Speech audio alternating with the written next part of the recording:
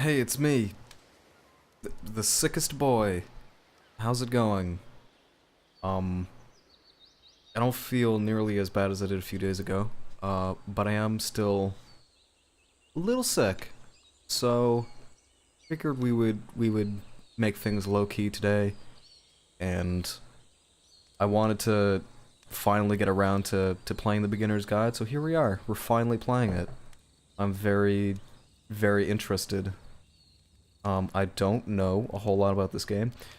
I got a song stuck in my head, and it's been driving me crazy. Finally realized where I know it from. It's one of your AFK slash starting songs, and it isn't on either of your playlists. Spent like an hour today watching old stream intros trying to find it, no luck. Let me know what it sounds like, and I'll probably be able to find it. I've done similar things when I've heard like a song in somebody's video and they don't say what it is. They don't link it anywhere, and then I go on this wild goose chase trying to find it again.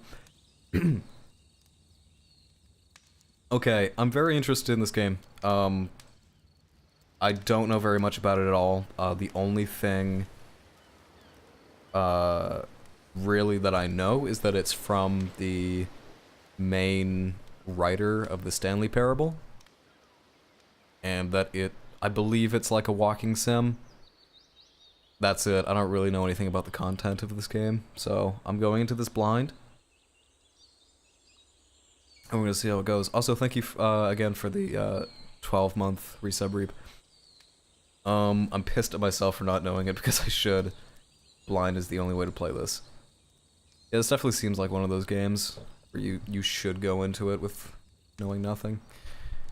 I try to do that for most games, but for games like this, it seems especially important. I'll try to keep my coughing and sneezing to a minimum, but no promises. Okay. Is there anything? Let me know if the audio sounds good.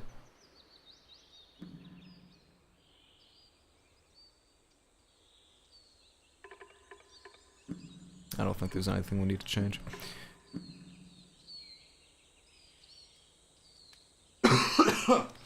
Oh no. Please make sure audio is on. Check.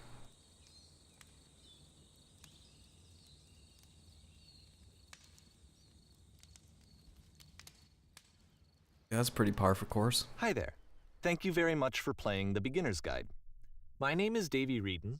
I wrote The Stanley Parable, and while that game tells a pretty absurd story, today I'm going to tell you about a series of events that happened between 2008 and 2011. We're going to look at the games made by a friend of mine named Coda. Now, these games mean a lot to me. I met Coda in early 2009 at a time when I was really struggling with some personal stuff, and his work pointed me in a very powerful direction. I found it to be a good reference point for the kinds of creative works that I wanted to make. So just to start you off, this is, I think, the first game he ever made. It's a level for Counter-Strike. You can walk around here, by the way. And mostly it's just Coda learning the basics of building a 3D environment. But what I like is that even though he starts from the simple aesthetic of a desert town, he then scatters these colorful abstract blobs and impossible floating crates around the level. And of course, it destroys the illusion that this actually is a desert town, and instead this level becomes a kind of calling card from its creator. It's like a reminder that this video game was constructed by a real person. And it kind of makes you wonder, what was going through his head as he was building this? This is what I like about all of Coda's games. I mean, not that they're all fascinating as games, but that they are all going to give us access to their creator. I want us to see past the games themselves. I want to get to know who this human being really is. And that's exactly what we're going to do here. So, it's 2008, Coda starts making these games, and he never releases any of them. He doesn't put them onto the internet, he just makes them and then immediately abandons them, and they sit on his computer forever. And I think he really understood this image of himself as a recluse. At one point, he jokingly renamed his computer's recycling bin to Important Games Folder. So, this was just how he worked. He tended to crank them out one after the other without even really pausing to try to understand what he had just made, until suddenly one day, he just stopped. In 2011, that was it. He made his last game, and then he hasn't made another one since. And that's why I've taken this opportunity to gather all of his work together, is because I find his games powerful and interesting, and I'd like this collection to reach him, to maybe encourage him to start creating again. And if the people like you who play this also happen to find his work interesting, then I'm sure it'll just send that much stronger of a message of encouragement to Coda. So thanks for joining me on this. If you have a particular interpretation that I haven't mentioned here, or if you just need to get in touch, you can email me at daveyWreden@gmail.com. Okay, that's about it for introduction. Let's take a look at Coda's first proper game. As each game is loading, I'll show you the date that it was completed. This first one was made in November 2008. I'm gonna pause here because I want to turn on subtitles and also to acknowledge people. Hello, Killbud. Welcome back. Any kind of voiceover like this just brings back flashbacks of getting over it. And you've played this game before. This is my first time playing it. I know pretty much nothing about this game. Okay, yeah, let's turn on subtitles. Hopefully those exist. Maybe they don't. That's gonna be a little disappointing if they don't. We can turn on some crazy graphics though. I've noticed that I'm streaming in 60 FPS, but it seems like at least that first Counter-Strike map was running in 30. Is it because of VSync?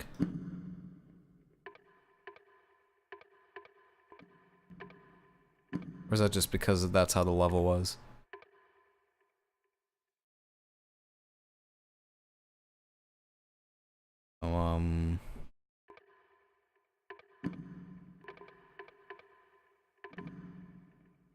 There we go, closed caption, full captions. That's, okay, perfect. Oh, and now we're in 60. What happens if I do VSync? I was doing triple, right? What about double? Is double okay? Uh-oh, what happened to the game? There we go. Okay, that seems to be good. Only thing that would throttle FPS is VSync? Yeah, okay. I think we seem to be able to do double without a problem though, so we're gonna stick with that. Warning. Visitor machine active. Ship destruction imminent. This game is called Escape from Whisper, and it's one of the more generic games you'll see from Coda. Is that the tactical nuke sound from Call of Duty?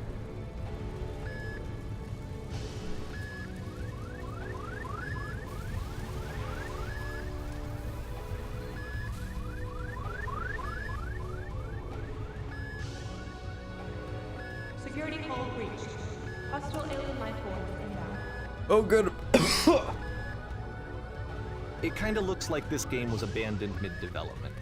For instance, you have this gun, which you'd think would indicate that there are supposed to be monsters or enemies somewhere, but then clearly there are no enemies anywhere. You can't even reload the gun when you run out of bullets. Oh, I've just discovered But that. ultimately, we don't really know. Maybe Coda thought that actually it was complete the way that it is. And I think that we should talk about his games for what they are, rather than for what they're not. Enemy force neutralized. Begin ship evacuation. I killed all the I love how aliens. you can see the bottom of the universe from this room.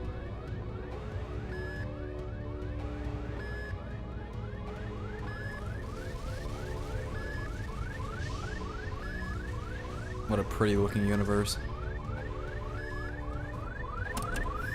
Oh, you can go through these doors.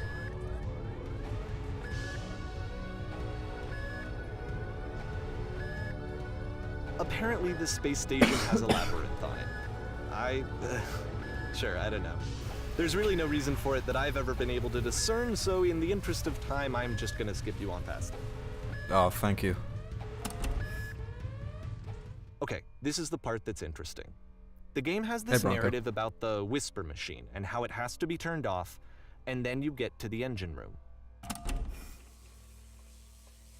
Hey, you there, in the engine room. You could save us all. That beam is powering the whisper machine. We could disrupt it by introducing a great enough heat signature. If your body could stop the beam. It's so much to ask, but for all of our lives, would you do it? Could you give yourself? Sure, lady I've never met. Let me pause here for a second. What you just experienced, stepping into the beam and then dying, is probably what Coda had initially intended when he was developing this level. But when he first compiles and plays it, something goes wrong. There's a bug somewhere. And this is what happens instead.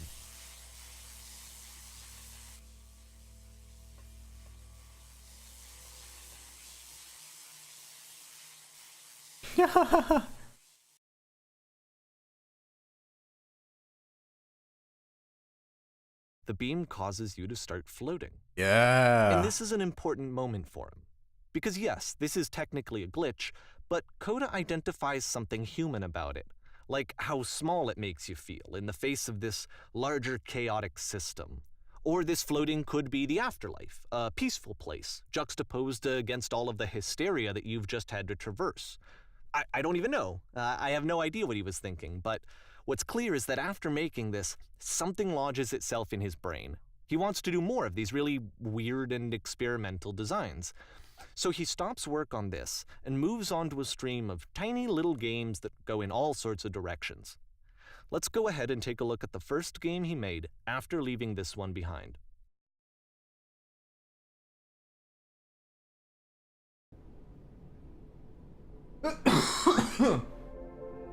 Excuse me. For those of you who just have arrived, I am sick.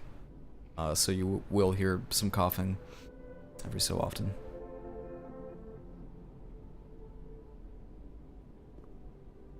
Can't move.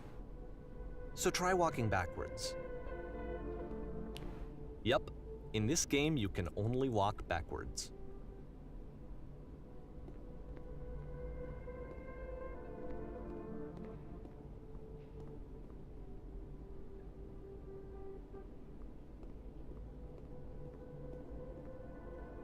Oh. So it's a short and relatively minimalist experiment combining motion and narrative. It is less advanced than the previous game, but actually it seems to be more focused, more complete. Coda's trying to give it a unique voice rather than simply basing it on a pre-existing trope. This is cool.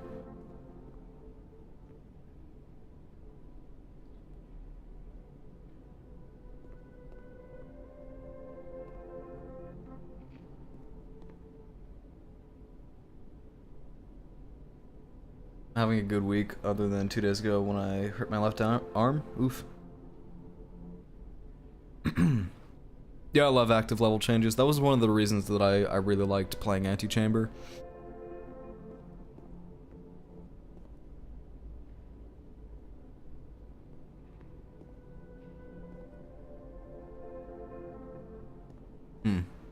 It's a short little thought, it says what it wants to say, and then it ends. Didn't need anything more than that. Which to me is why it works, because it gets out quick. Okay, next one. Okay, next game.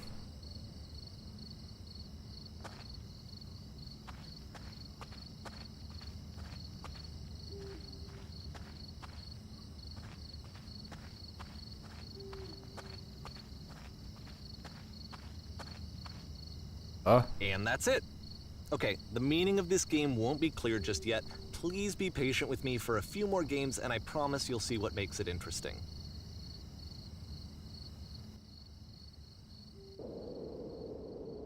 Oftentimes, Coda would put bizarre titles like this one at the start of his games. I wish I'd known him at the time that he was making these early games.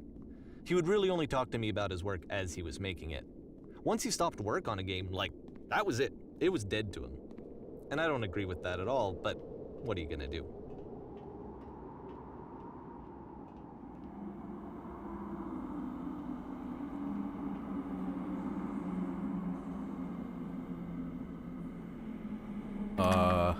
Once you've been slowed to an absolute crawl, the door at the top of the stairs opens. So why, if Coda's not showing these games to anyone, why bother opening the door at all? Well, to show you, I'm modifying the game here so that when you press enter, it'll bring you back up to full speed so you can enter the door for yourself.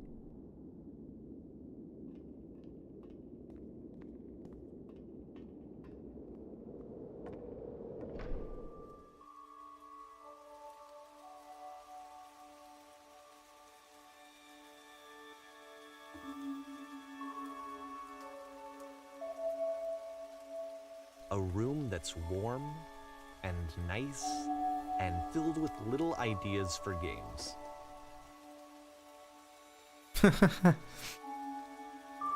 Sharks are trying to eat you simultaneously. Coda would often tell me that he didn't mind if people thought of him as cold or distant. He said that he knew that he was actually a vibrant and compassionate person, but that it takes time to really see that. It can be a very slow climb to get there.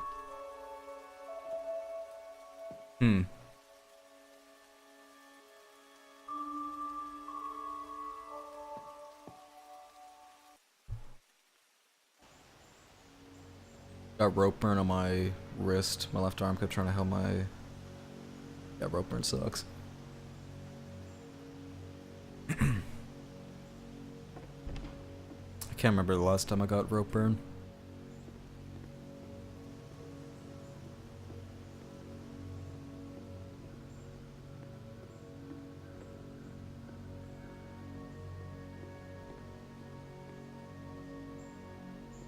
Well, this is new for Coda.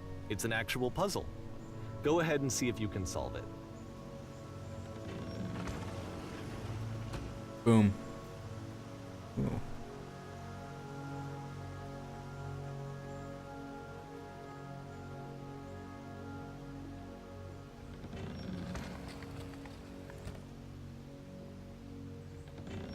Don't forget that solution, because we're going to see this puzzle again soon. We're gonna see it a lot.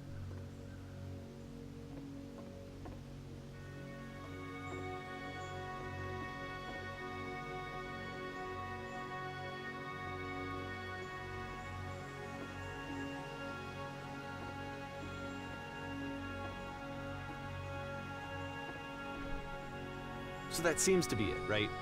You walk down a corridor, you solve a puzzle, you get to the end. Simple enough. All right, now I'm going to modify the game again so that when you press enter, it'll remove all of the walls from this room.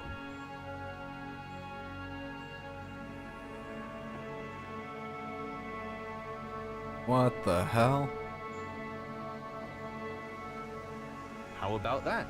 There was more to it than we had any way of knowing. I actually find it funny that this game comes after the Stairs game, since they essentially convey the opposite idea. So, in the Stairs game, a dull exterior concealed a rich interior. And then, in this level, a dull interior hides this fantastic outer world.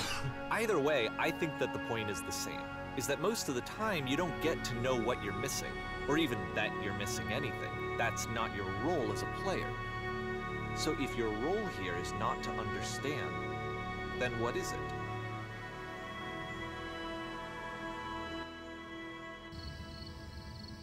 Oh, it's this again.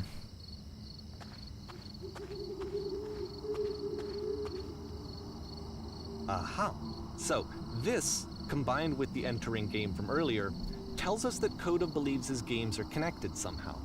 It could even be that the Stairs game and the puzzle game are literally connected in between this and the entering game.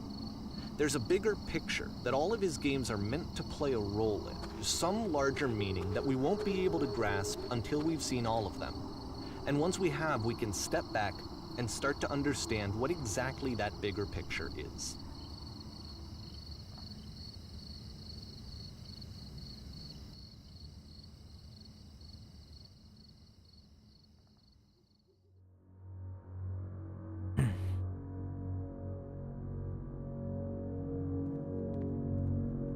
Look at that big house. Let's talk about video game development for a second. Every video game runs on what's called an engine, which determines what the game can and cannot do. So in other words, the engine is a set of tools for game development.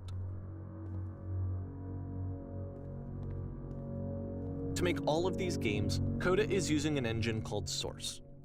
Like all engines, Source has certain things that it does well, and it has certain things that it does poorly. One of the things that it does very well is boxy linear corridors. That's why so many of Coda's games are set in these large, flat, empty rooms, is just because he's working with what the engine does well. The tools available to the creator shape what kinds of creative work they're going to end up making. You might consider paying attention to the architecture in Coda's games to notice how they seem to stem from an engine that's very good at producing linear, boxy corridors. Oof.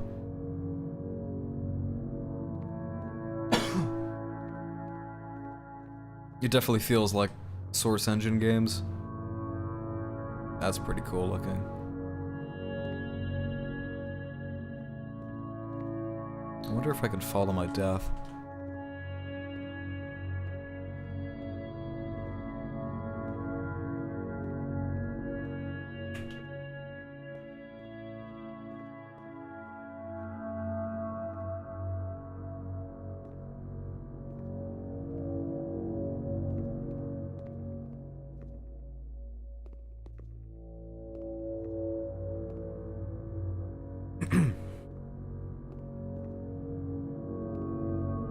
Oof. This feels like I'm playing one of those parkour games from Halo Forge. Like one of those Halo Forge parkour custom maps.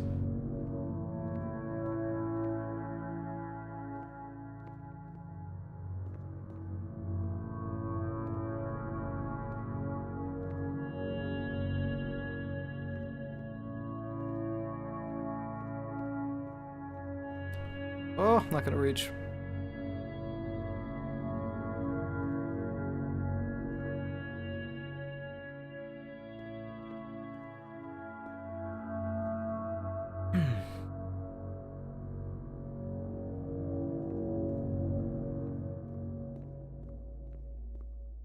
If you were, you would have lost the race. Man, those maps were so much fun. I actually miss Halo Forge a lot.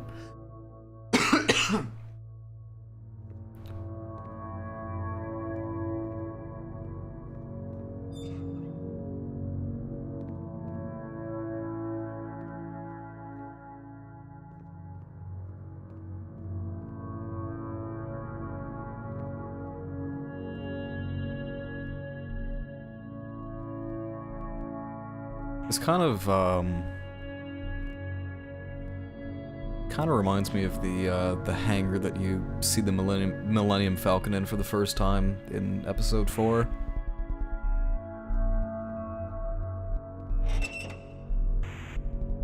Oh no. Can't get out.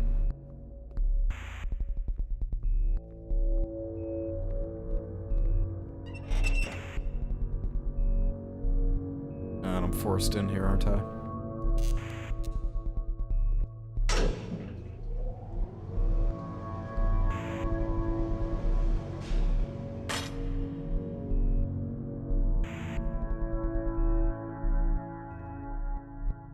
Oh, I literally just can't go in these other directions. This prison, funny enough, in Coda's original design, the doors stayed shut for a full hour before letting you go. If you don't mind, I think we're gonna skip that. Oh man, I was really looking forward to that. This is something that he and I used to argue about a lot. You know, whether a game ought to actually be playable, whether it means anything if no one can get through it. And I would always defend that, you know, all this work goes into the game, why not make it playable and accessible? And so we just got into heated arguments over it, and there was one time that after one of these conversations, he went home, and a day or two later, he sent me a zip file entitled Playable Games that was full of hundreds of individual games, each of which was just an empty box that you walked around in and nothing else. Believe me, I played every single one of those just to find out if there was like a gag hidden somewhere. There wasn't.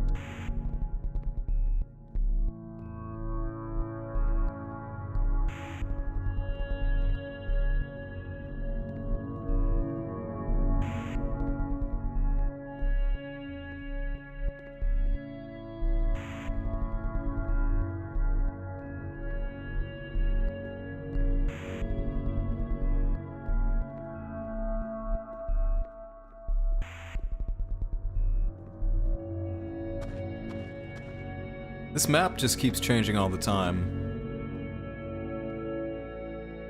This is really cool.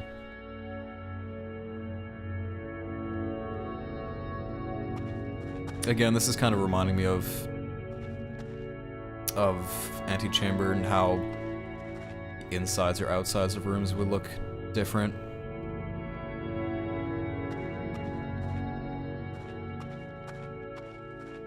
Was it the door puzzle again? Oh, hell yeah. It's Hell the yeah. puzzle again, with the exact same solution as the last time. Good old door puzzle. Oh god. There's still no clear indication of what makes this puzzle so special that Coda is going to return to it over and over. But I promise I'll share with you my interpretation very shortly.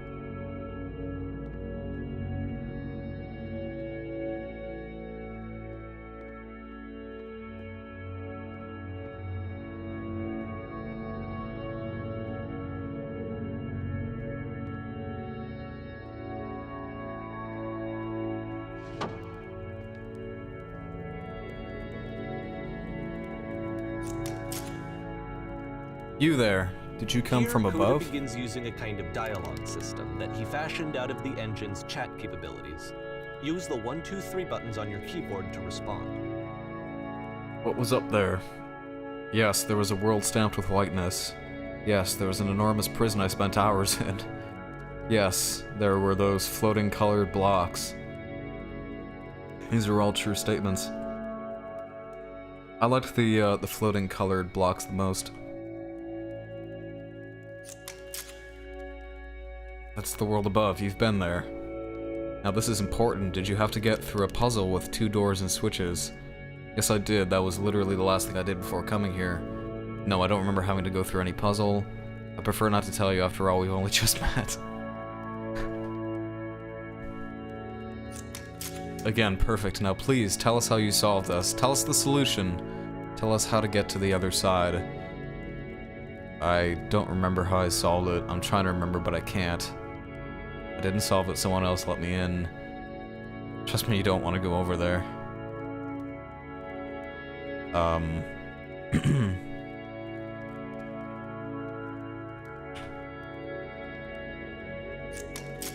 Oh no, but I do. We do.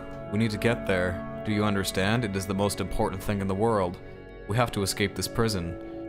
There must be an ending. I promise you, there is nothing I want more.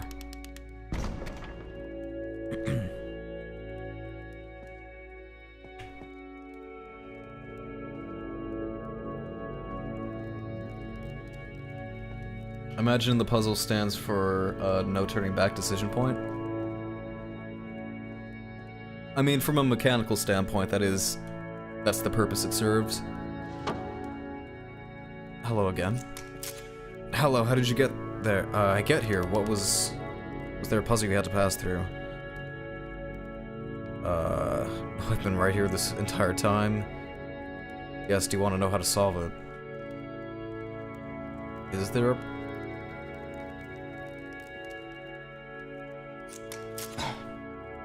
No, we actually find the black space between the doors to be far more interesting. Have you seen it yet? Why would I care about the space between the doors? Actually, now that you mention it, I remember feeling strange as I passed through it. I don't recall a space between the doors. Are they talking about the original door puzzle or just this door here? 'Cause I've already forgotten.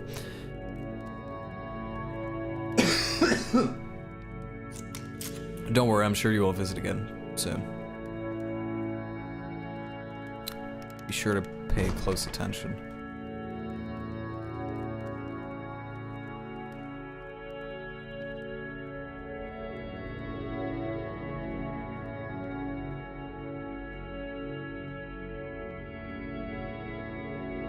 They're talking about the door puzzle? Okay. Yeah, there was, And so we make one last descent down to the final floor of the level. there was that blackness in the fog. Yes, I remember that.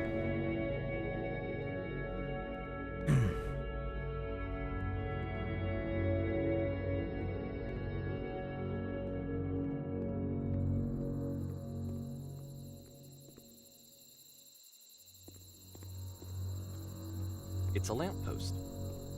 Okay, I can't tell you quite why, but for some reason Coda fixates on this lamppost. It's going to appear at the end of every single one of his games from here on out. I'll tell you what I think. I think that up to this point, he's been making really strange and abstract games with no clear purpose, and maybe you can only float around in that headspace for so long. Because now he wants something to hold on to. He wants a reference point. He wants the work to be leading to something. He wants a destination, which is what this lamppost is. It's a destination. We're going to see it in the work as well. His games are just going to become a lot more cohesive, a lot more fully developed, with more of a clear idea behind them. And as we go, that idea will get clearer and clearer and clearer.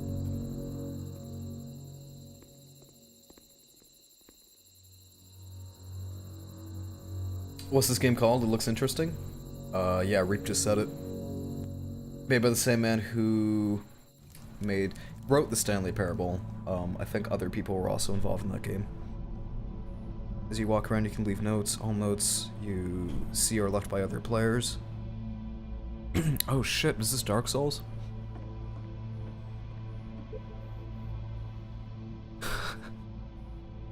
Nice room, not? So first off, I'm sure you can deduce this, but this game is not connected to the internet. All of the notes that you're gonna see have been written by Coda. This was actually the first game of his that I ever played. This was shortly after I met him at a weekend game jam in Sacramento, where I grew up.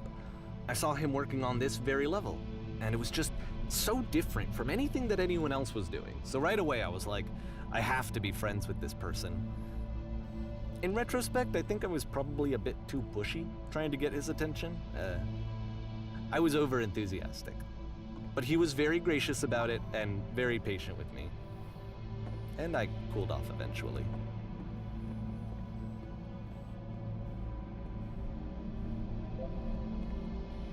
Whoa, holy shit.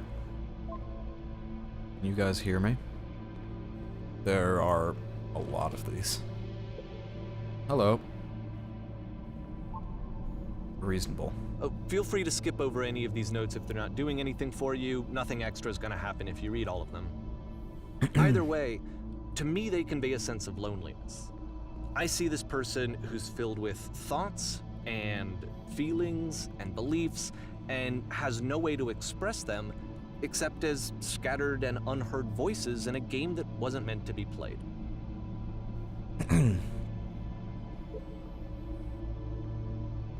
But it's ironic, isn't it? That in playing this game and seeing how alone Coda often felt, that we get to know him better and actually kind of connect with him. And I have to be honest with you, this idea is really seductive to me.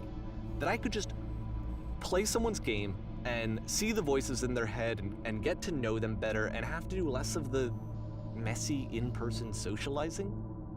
I could just get to know you through your work.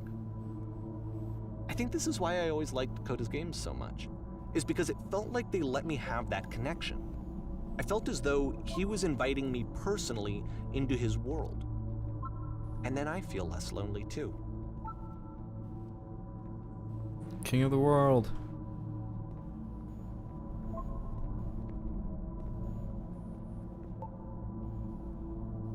Nay. Illusory wall ahead.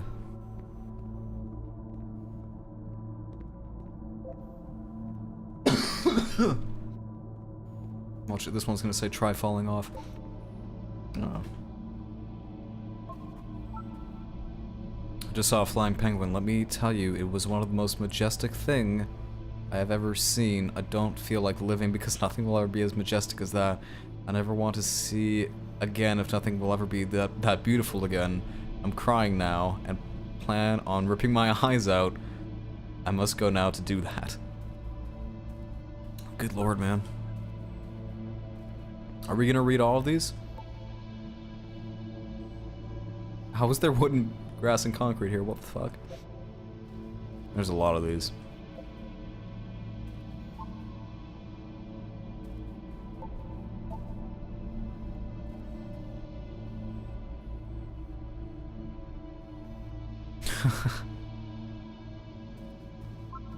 I'll read some of them as we go, but I'm not gonna get all of them.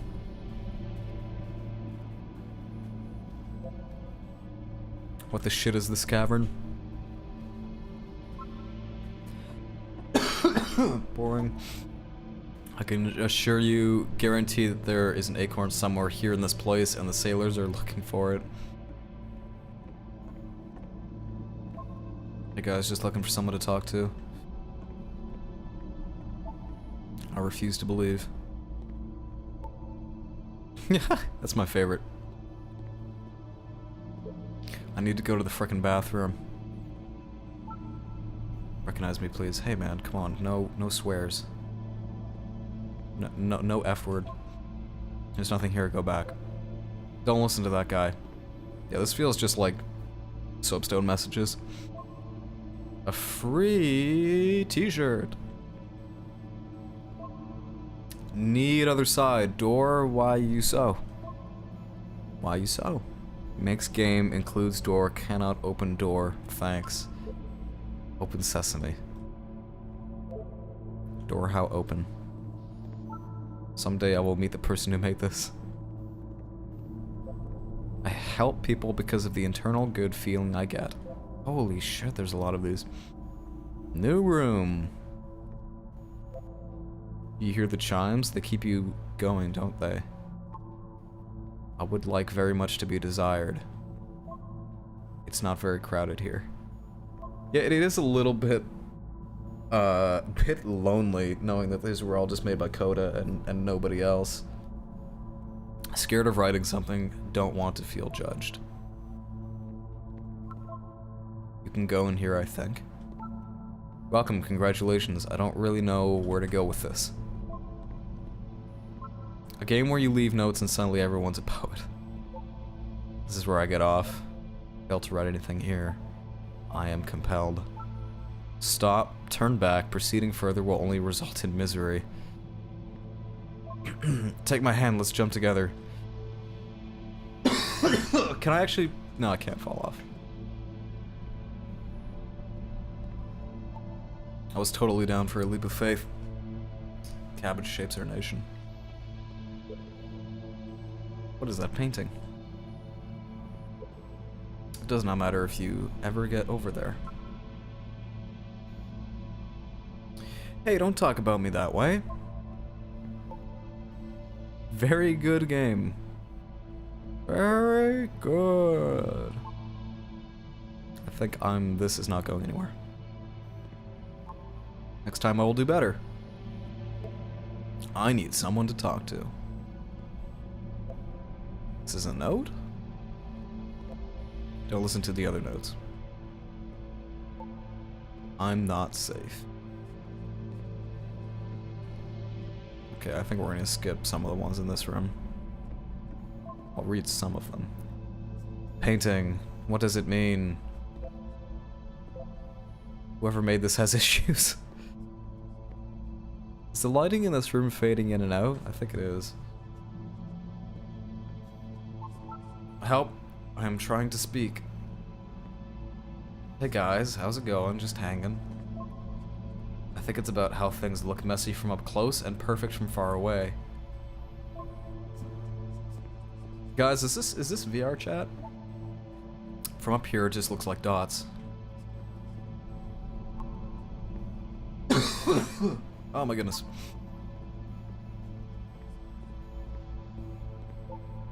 I saw a person walking down there. Now it won't come back.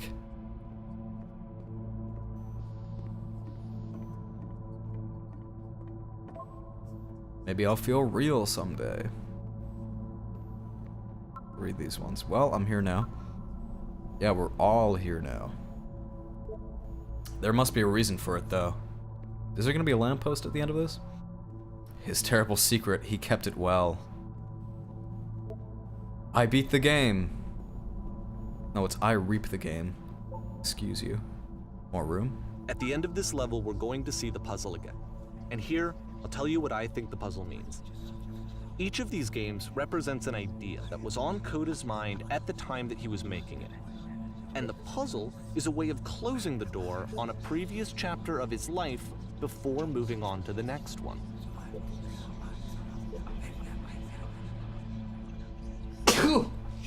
Excuse me. I remember just ran around this level activating all the chats without reading them.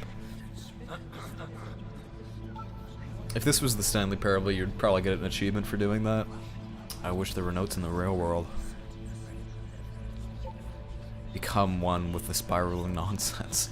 A lot of these quotes sound like they're taken from Hylix. Downward. Keep digging. In each of his games, after exploring a theme that, he might find difficult, Coda can then place this puzzle that he knows has a reliable solution, he understands exactly how it works, and so it gives him a simple mechanism for moving on. Does this puzzle have a solution? OMG, I have been here for literally an hour. What the fuck do I do? Help. Help. Shit, how do you solve it? This doesn't make sense. The second door won't open. Developer, answers please. And because there's this dark area between the doors, a space between spaces, before you move on, you get to pause. Just for a moment, a few seconds to reflect on and let go of the events that led you here. To step back and connect the pieces together. To grasp at that elusive bigger picture. Guys, it's not so bad in here. No answer, I think. There is no second switch. No solution. This is what the King Gizzard concert looked like from the front row. This is what the mosh pit was like. It was real bad. Alright. Let's let go of everything that we just experienced.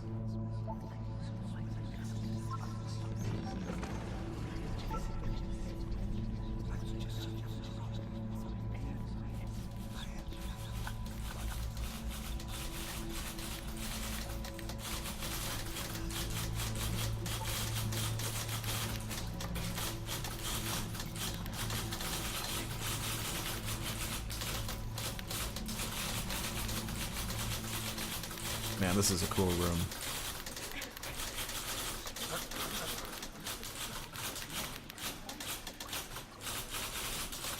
How do I speak? I don't think I can speak. Ah! I have no mouth and I must scream. Ooh. This game took multiple months to make. Okay, this one is tough. It's gonna kinda just spin its own wheels for a few minutes. Hang with it. Alright.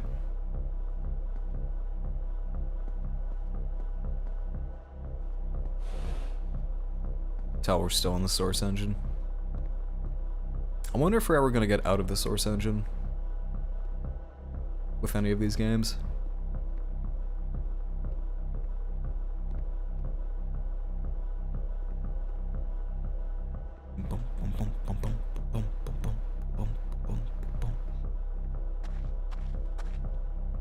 See, like, this is it. The whole game. And there's nothing that's particularly interesting about it. You just walk to the end of a hallway. Except, for some reason, Coda gets really fixated on this prison that has all of this modern furniture. And I don't know why, but he decides he needs to revisit this prison. He's gonna start over, use the same assets, turn it into something else. Okay, cool. Here's version 2.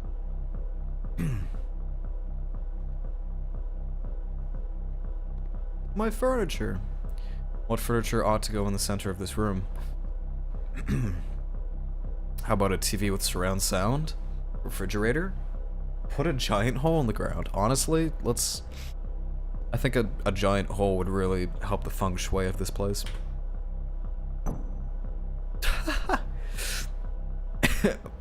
Okay, what about along the wall of this room? Let's put a huge picture of a horse. I'd really like a washing machine.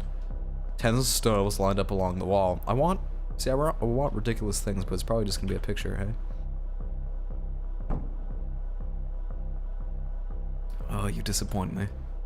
I think we should light up this room a bit. A skylight, full ceiling window, let's open this baby up. I'm thinking about 10 by 12 recessed electric 6-inch soft LED ceiling lights with fluorescent trim. We'll put live Tesla coils in each corner.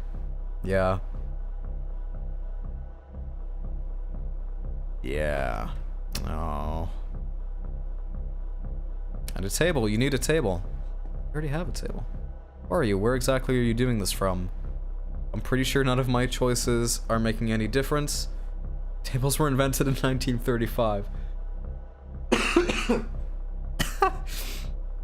This is the biggest hole.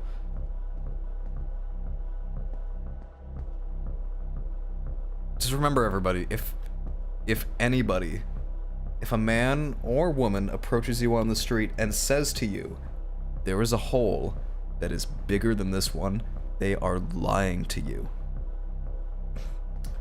Tables were invented in 1935. Fuck yeah, they were. Oh no. There's a bit more to this one, but still, it's not really communicating anything. It's kind of just weird for weirdness' sake. Yeah. So, okay, he throws it out and starts over. This time he comes at the prison idea from a different direction. What if I want to go backwards? Oh, I can't do that. This guide will enable you to escape any prison environment. Follow the instructions carefully. Take care that you remember each step. First, click on this table. Good. Go over to the photo frame and click to turn it slightly. I've noticed there have been these 3 dots in most of these games too. I'm not sure what's up with these. I can't do anything with them. Now turn the floor lamp in this room off, then turn it back on.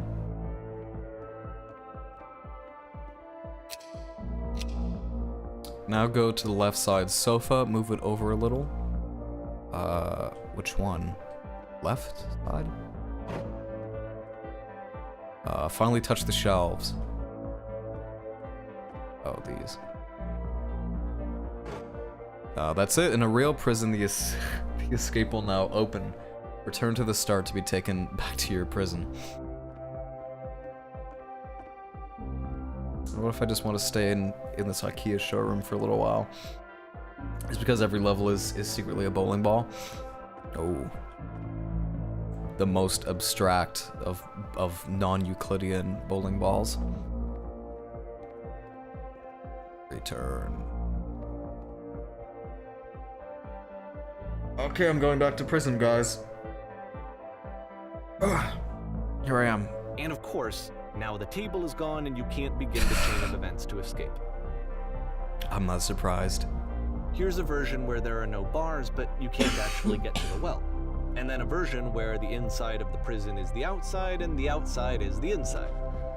Let me just blink you real quick. Oh my goodness. These. I mean, he really unloaded on this prison idea. There's nearly a dozen of them. Personally, I think it's awful to watch this, to see a person basically unraveling through their work. And for what? Like, at what point do you just go, maybe there are game ideas other than this prison that I could be working on? But Coda doesn't have that voice telling you to stop, that particular mechanism of defense against yourself. Without it, you just spiral. And so he keeps going and going and going and going and going, and then he hits on something. And he likes it. And that's it. He's done. He stops making prisons. This is the very last version of the prison game that he created. And the reason I think it works is that the prison is not actually in it. Lamppost.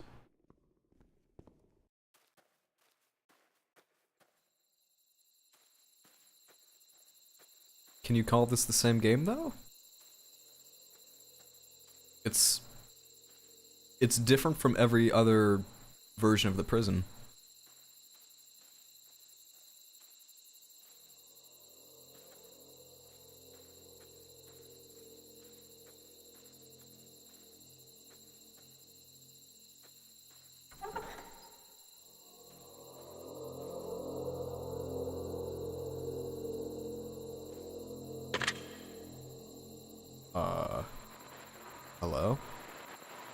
Who is this? Hey, it's me. I'm you from after you escaped the prison?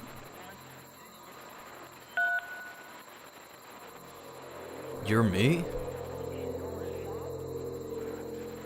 So you were trapped in this prison too? Yep, I was in the furniture maze. It's a conversation. I was in And the... so this is what Coda wants, is to be able to talk to someone, to share what's on his mind, and to get some good advice from someone who knows. But the irony is that even in this scenario, you're still talking to yourself. You know, all of these games so far are Coda talking to himself. If he names it the same as the other ones, it's still the same game. I forgot. I forgot this game was called Porn Stars Die Too. I was in the furniture maze, I was in the escape tutorial, I was in the reverse prison.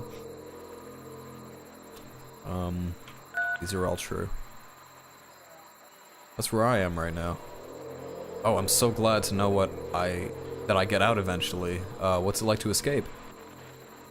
Actually, I'm already forgetting what being in the prison was like. It's strange, but in a way I kind of miss being in the prison. Feels like I'm being completely still and wildly in motion at the same time. Do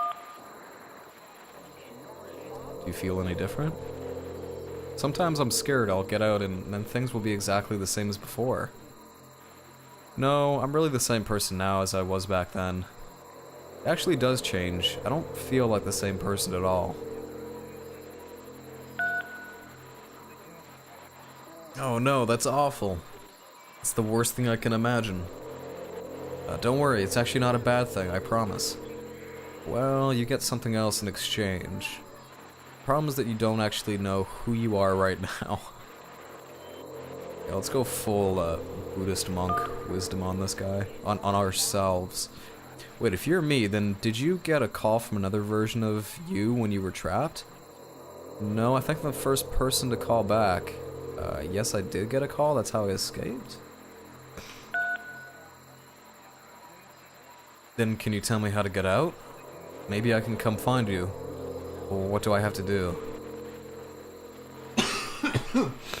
Get out, all you have to do is be sincere. Get out, you need to tell me how you feel right now. Get out, just talk with me for a bit.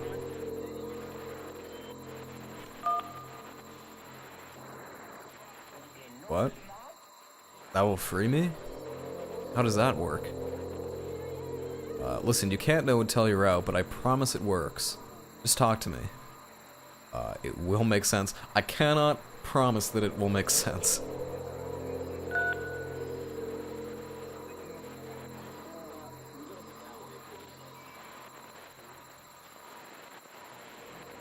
I will be here for probably an hour because it's a Coda game.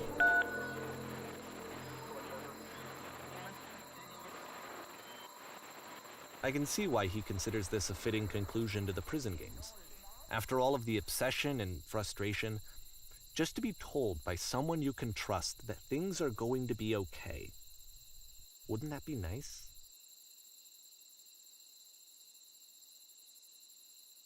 He made a lot of these games in a very short span of time. So what would it look like if Coda wanted to make a game about talking to someone other than himself? Whoa. This is a fleshed out environment. To me, this environment is meant to represent Door. Coda's puzzle, with the two doors on either side and a dark transitional space between. Oh shit. Is there a switch on this door?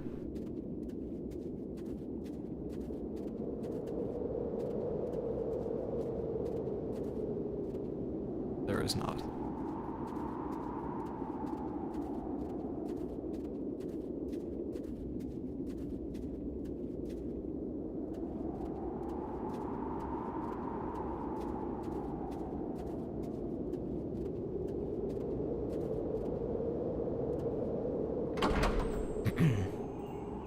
I'm just gonna live here for a while. Who did this? Oh. Well, my goodness. I'm glad as all heck that you showed up. Thought I might have to clean this entire house all by myself. And right miserable that would have been.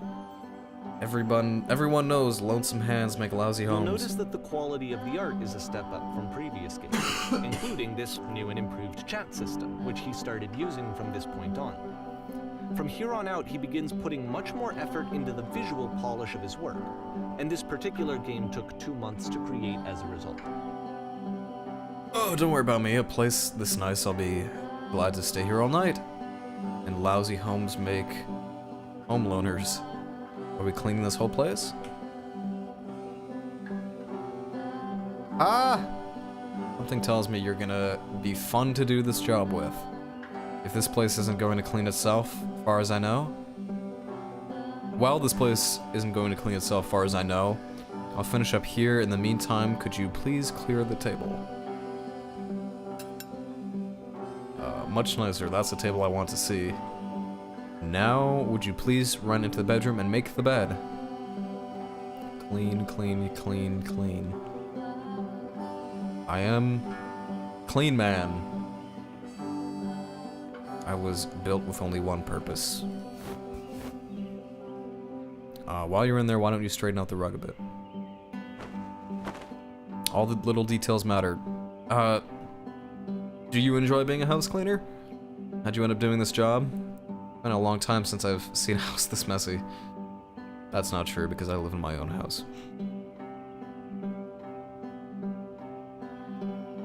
Well, I don't enjoy it so much as I need it. While I'm working, I feel a kind of calm that rests in the pit of my ribcage. My soul just can't be soothed in any other way, it seems. Which I guess is about all that matters. Oh, and a tiny couch. Would you straighten the pillows on the sofa out there? I'm so fucking good at cleaning. Oh dear, looks like someone spilled a drink over by the couch. Maybe mop that up as long as you're over there. I feel compelled to share an incredibly cheesy personal insight. You okay with that? Make it especially cheesy.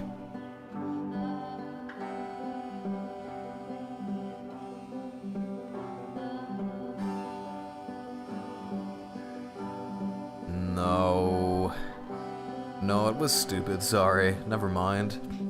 Hey, these dishes need to be washed. Why don't you come do that?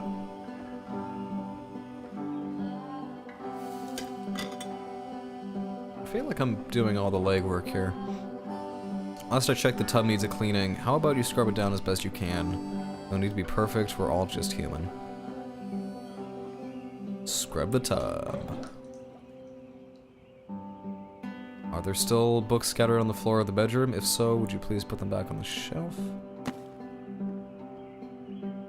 Perfect. Perfect. Now then, how about you come and clear these dishes off the table? After the intense set of prison games, this house cleaning level almost feels like cleansing. It's the moment after a particularly difficult or traumatic experience where you just need to let it sit and digest inside of you, and eventually cohere into something meaningful. I just did these. House cleaning is so difficult. How do you do it? Are all houses this easy to clean? Do these chores ever end? Darling, let me tell you something. Whatever work you do, you absolutely got to own it. Otherwise, it owns you. So why don't we be with the task at hand and leave the future chores to future you? Present you. I really like this game. Of all of his work, actually, this was the only one that he called me up to ask me to come over and look at it. This was during a period of a few months where he was, like, grossly happy all the time. Just walked around with a constant smile on his face. Present you wants to smooth out the rug in the bedroom, believe it or not. Trust me on this one.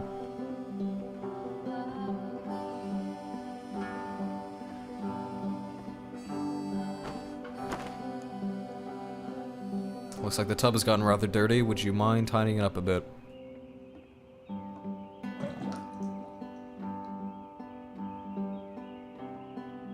Earlier when I said I had a really cheesy thought, I was going to say that it occurs to me that one's house is a lot like one's soul.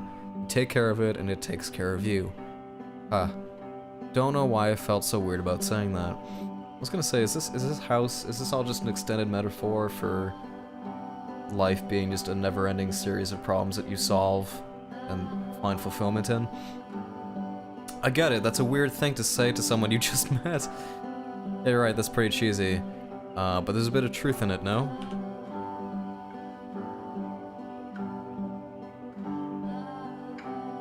Anyway, so, housekeeping. Let's keep doing this. Books, would you please clean up the books? Thanks.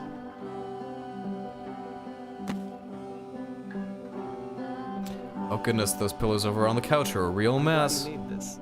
I'm glad he found some peace. Would you go over and straighten them up? Can't have these folks come into a messy couch.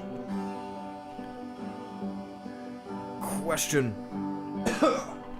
But, of course, it can't last. The music stops, your companion is gone, it's time to leave.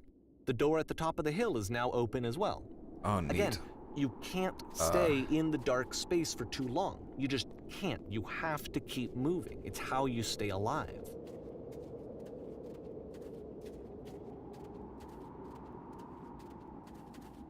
I'm gonna go to the next game, and then I'm gonna leave for 2 minutes to go to the bathroom, and I'll be right back. And post. Which is the whole point of the puzzle doors, right? That sooner or later you have to pick up and move. I really thought that was the point of it. Is it not? This one gets a bit goofy. I'll be right back. And you love option 3? How many times did I pick option 3? I wasn't even paying attention. Yeah, just give me 1 second.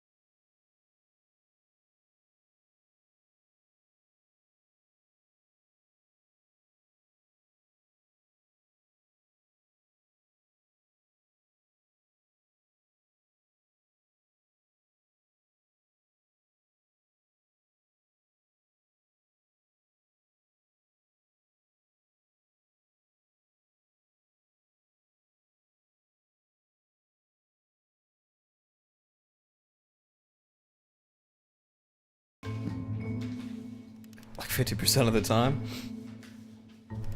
Why'd you come here today? Was it to improve your life? Was it to find a better job? Was it to make your relationships more meaningful? No. You came here to be perfect. This workshop is going to teach you how to be perfect. I want your friends, the people in your life, to look at you and think, wow, this person is a better human than I am. Right now, who do you think about that way in your own life? Who do you know who is so well developed as a person that they make you feel disgusted with yourself? Compared to whom you feel useless, selfish, ungrateful. I intend to make you into that person. Perfection is within your grasp. And the question is not how do we do it, but how do we do it effortlessly. This is so easy. About halfway through It the is so game, easy. perspective shifts. It is so easy. Being perfect is effort.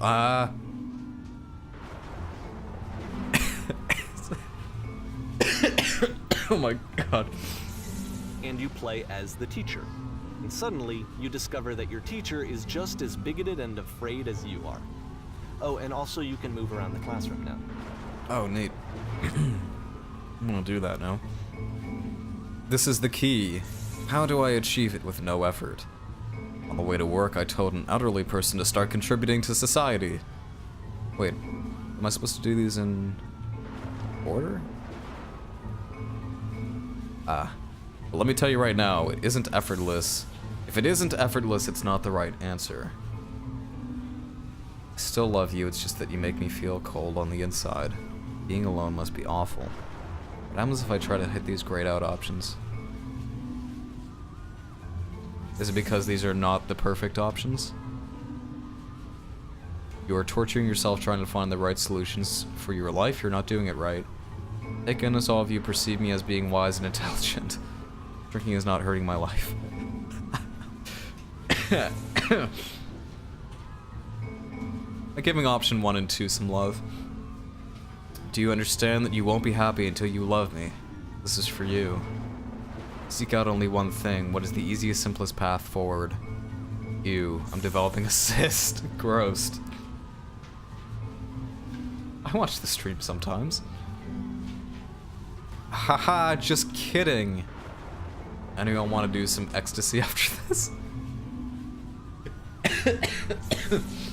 Hell yeah, man. What if I'm not a good teacher? So the gray options are like my internal monologue, and the yellow ones are what I'm supposed to be saying to the class. Do what is easiest, do what is simplest, feel what is true. Holy shit, you guys, something is coming out of the back of the room, look out. Nothing, no one. It's coming for you, it's going to destroy you, everyone run! Everyone run, run! I felt pretty hard for this one. I feel like it's one of the most relatable experiences that you can have. To assume that some other person is perfect and totally fulfilled in every way, and completely miss all of the little flaws that make them painfully human. I think about this game a lot these days. Yeah, that was neat.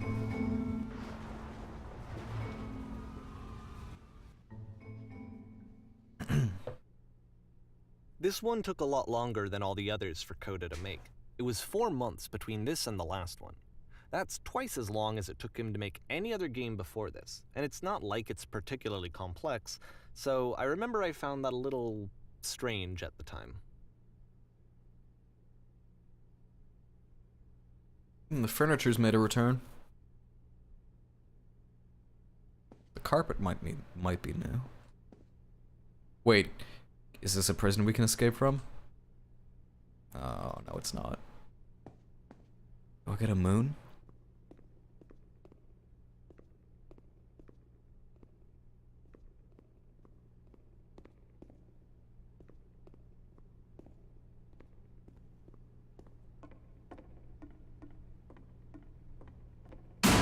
Ah!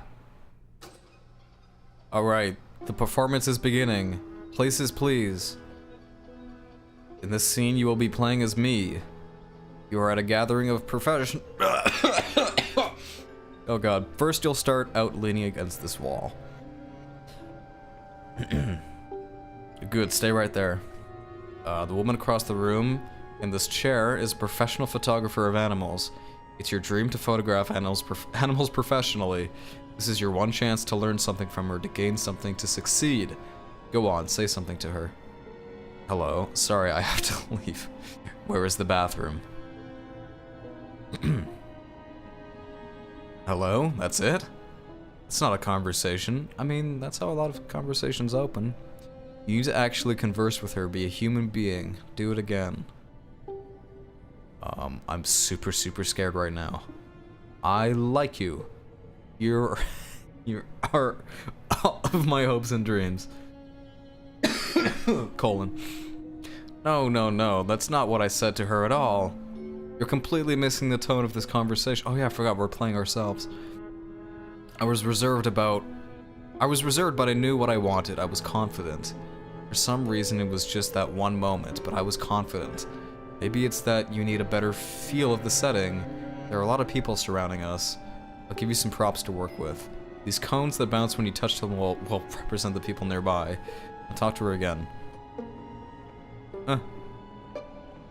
This music is a little bit unsettling. You must have worked really hard to get where you are. I bet you've learned to lean into the pain. What are some sacrifices you've had to make?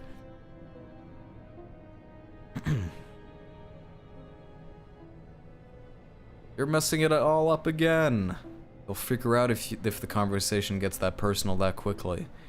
You not realize how important this was for me. I'll never get another opportunity like this again. Everything was riding on this. I want to try something. Try stepping back from the stage. Oh.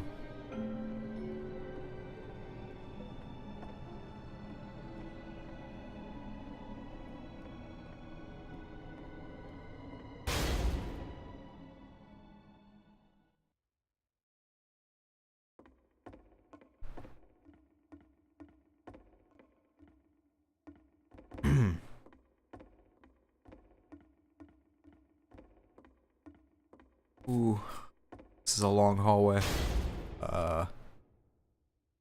Okay, yes. The game ends with this eerie premonition of what's going to happen next in Coda's life. The solution to social anxiety, to fears of having to perform and having to chase success, the answer for Coda is to withdraw, to hide himself away. Which is what leads to scenarios like the stairs that slowed you down several games ago, where it just becomes harder and harder to access Coda's inner landscape because he keeps retreating. He just keeps backing away from possible connections to anyone other than himself. And to be honest, I didn't consider it very healthy when I first played this game. You know, it looked to me like he was trying to justify the idea of just disconnecting yourself from the world. And that wasn't what I wanted for him or for his games. Because I feel like a lot of his games are inviting me to connect with this person, to bring him closer. But what can you do? After this, Coda went off and took another 5 months to make a new game. Thank you for subbing on Reap's Bite Reserves. May as well pop that. Used my free trial on my second Amazon account, so free sub. Thank you. Thank you so much. Mobius Trip. To play this game properly, you must keep your eyes closed. Click to begin the game.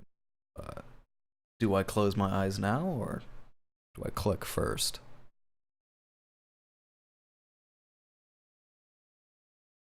Oh, my voice is getting a little raspy now.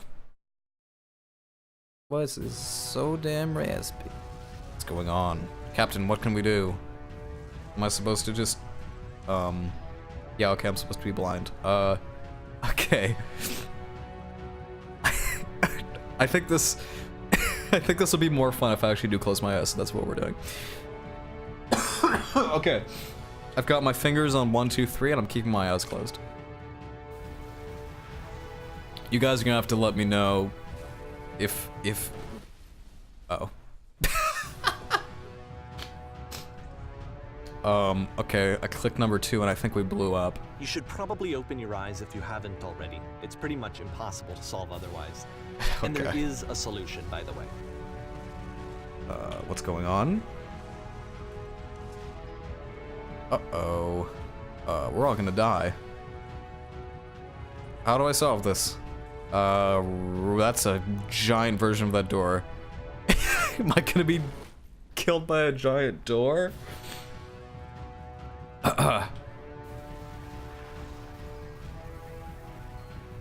We're just gonna get through these as quickly as possible.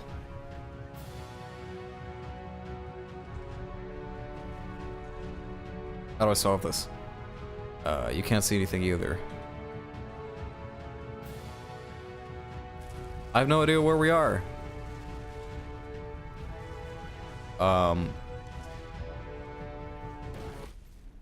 Is there anything else in this ship?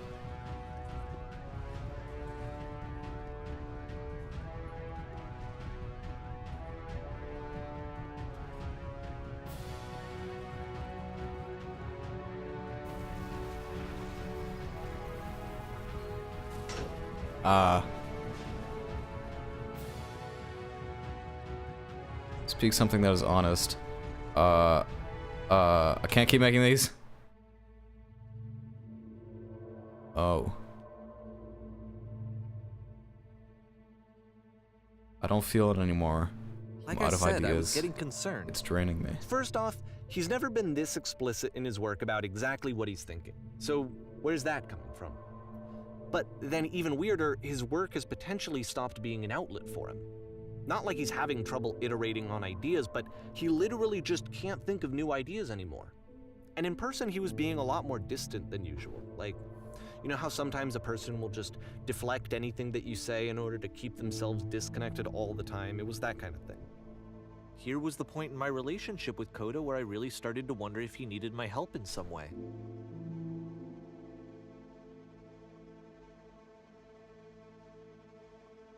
Go on, keep talking. I haven't been honest. I can't figure out how to say the thing. I thought it was going to be easy.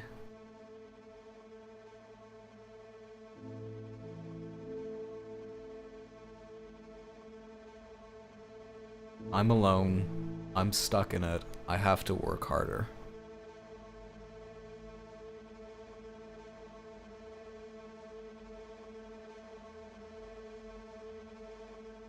How can we let you know? That's a really good question. I don't know what I was His games thinking. are going to get more desperate from here on out. Oh no. After this game, it's almost 6 months before he finishes something new. Coda, no.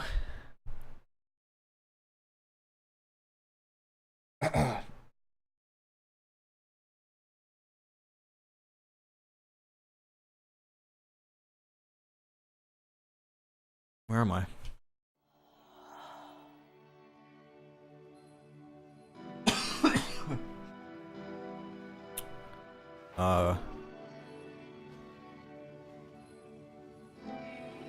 Is anyone here?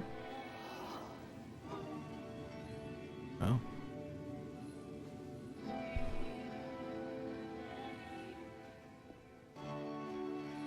Is that a person? How lovely. Been a long time since I've talked to anybody. What's wrong? You look lost. I am completely out of ideas. When I try to create, I feel empty. I have nothing left to give to my work.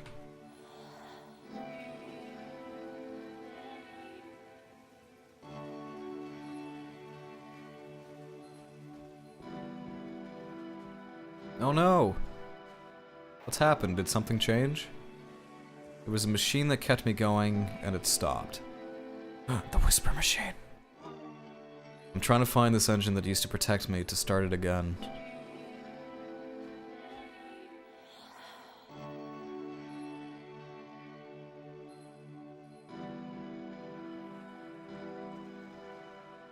Oh, we gotta keep going. Wait, you're looking for a machine? I think I know where it is. It isn't far. What? You have to take me to it. I need to see it to know why it stopped.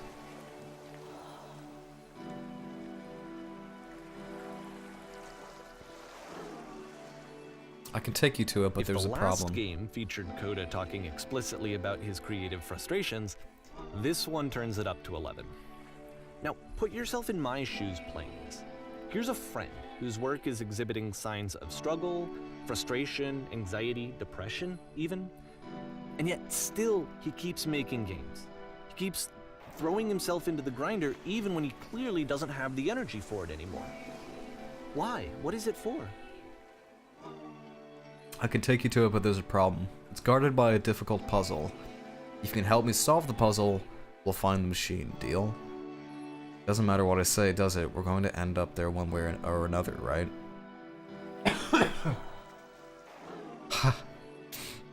Oh, goodness me.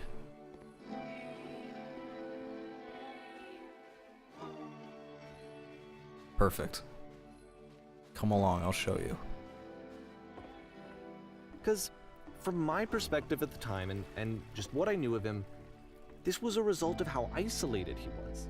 He was in his own little bubble, just sitting at his computer all day, not really showing these games to anyone, not releasing them onto the internet, and so he didn't have anyone outside of himself to connect with. He had no outlet to ground himself on. Hey, I recognize this. I've solved this puzzle before. This is so easy. Oh, wonderful. Can you tell me how to do it? First you have to open the door. Okay, now what? Now I have to close the first door.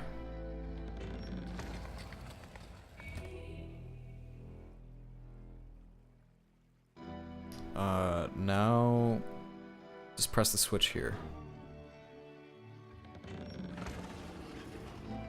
Ha! It was so simple. Can't talk yourself out of loneliness. It doesn't work that way. You can't be the one writing both the questions and the answers. Then there's no movement. Then there's no circulation. If all of your anxieties are being channeled into your work, then if the work ever fails, you have no backup and you're just going to crash.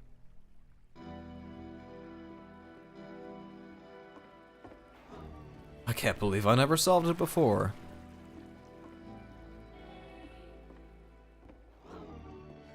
I try to create, I feel empty. Are these all my answers?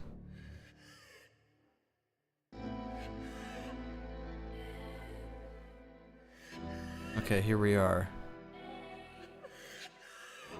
There's no machine here.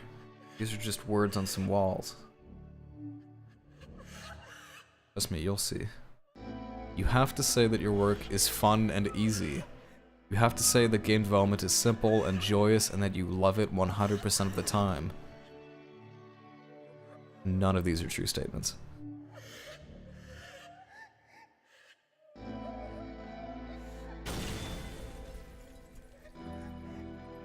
Ah, that feels wonderful. But it wasn't true. Don't worry about it, just keep talking. Keep saying that creation is easy.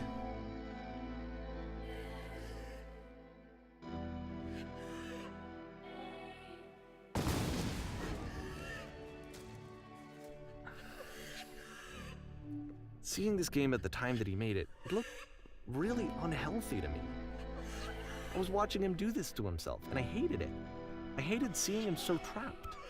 It's like, video games are not worth this amount of suffering.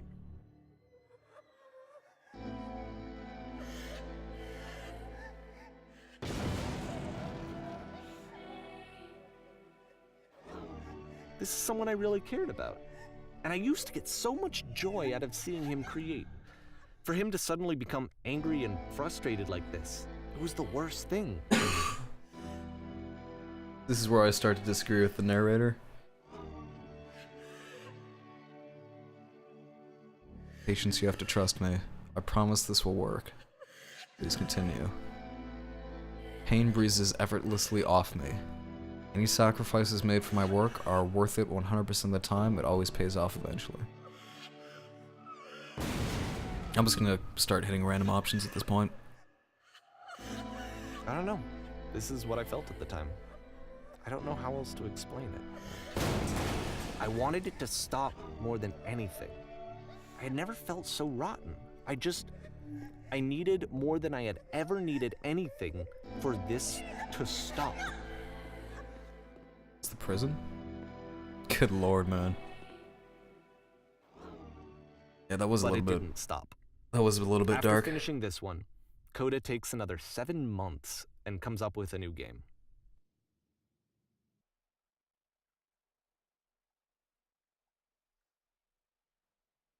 This is where I disagree with the narrator. It is a feels game for sure, but I think these games were good for Coda. I mean, hard to say given that we can't, like, these games are a lens into his mind and his, I guess, his state of mind, and they kind of give us a glimpse at who he was, but of course I didn't know Coda, and of course I can't occupy that same headspace, so I can never know for sure. All I really know up until we'll discuss this in more in more detail later, once I finish the game, but all I really know is that so far I definitely do relate to some of what Coda felt and what he's expressing in these games. So I want to keep going. Ma'am, glad to see you've arrived safely.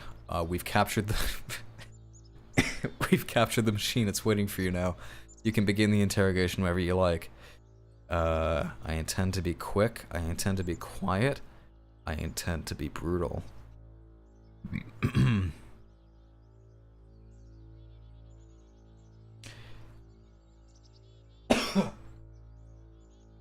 Very good. Just be warned that someone called the press, so we might have a bit of attention on this one. Also, one more thing that you should know about the machine, it calls itself Coda. Good lord, man. These games got really, really introspective all of a sudden, and really, really personal to Coda's creative process, and to video games as his creative outlet. Will the machine ever explain itself? What has the machine been doing? What will you do with it? Will it be punished? Is it actually a machine? Do you know where the poisonous games... Okay, we're gonna... Okay.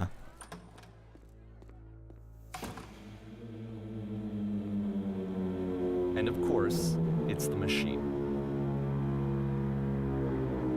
You stopped.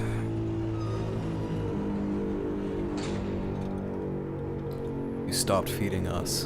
Your work was keeping us alive. Your work was keeping us healthy.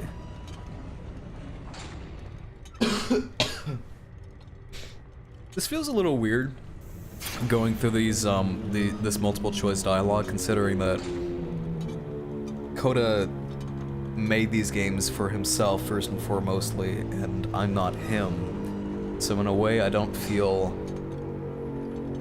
it's my place to answer these questions. But I guess at the same time, maybe he felt the same way. Those people out there, can you imagine what pain you've put them through? It was only because of your creations that any of us could make it through every day. How could we possibly go back to trusting you to do this job?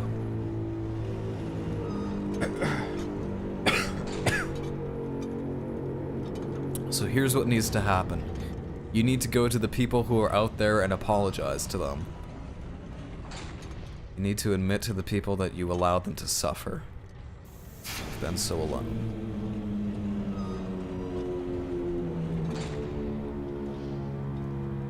Apologize for leaving me.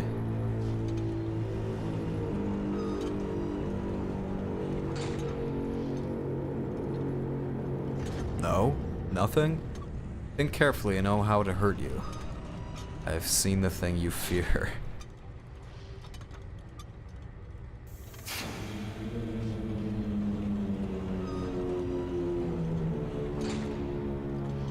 Alright then, I will apologize to the people on your behalf.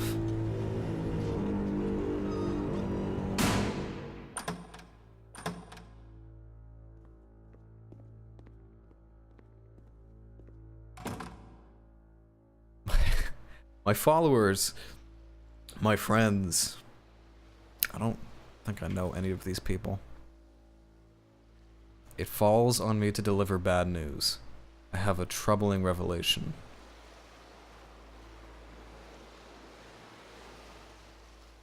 The machine will not apologize to us. The machine refuses to admit that it deliberately hurt us. But this is not important. We are stronger than it thinks we are. We will find a way to live without it. We do not need its games.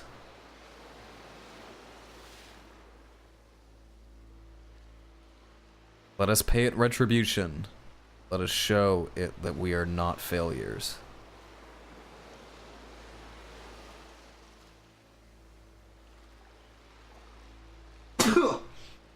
Follow me, we will destroy the machine. Follow me, we will destroy everything that the machine has created. This seems like a bad idea.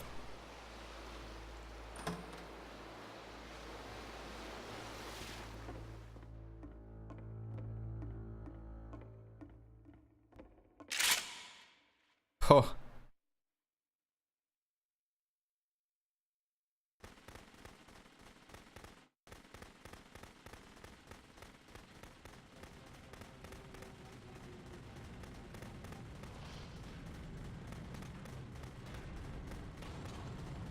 Okay. Can't say I was expecting this.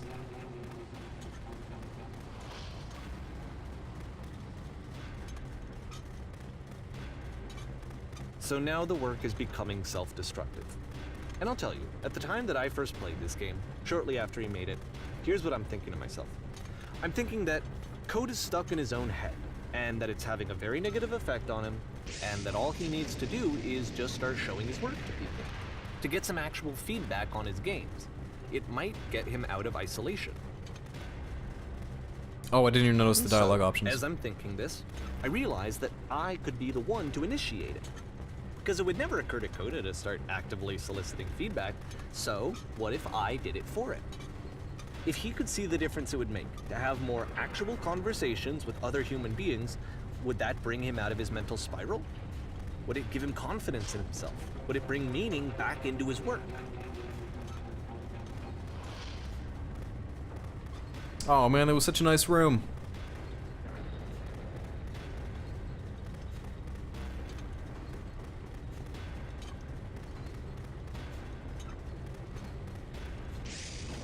Oh no. So I started showing Coda's work Door. to people. I took this one, and the islands which you just played, the theater, the notes, the house cleaning game, and some of the prison escape games. I brought them to people that I knew and trusted. I asked their opinions. And the great part is that they really loved his games. You know, the point of it all was just to give him some external reference point, but they genuinely loved his work. There was nothing for him to be afraid of.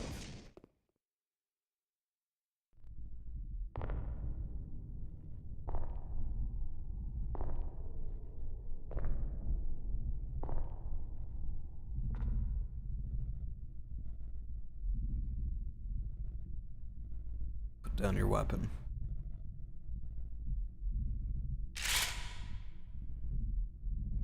Not today, motherfucker.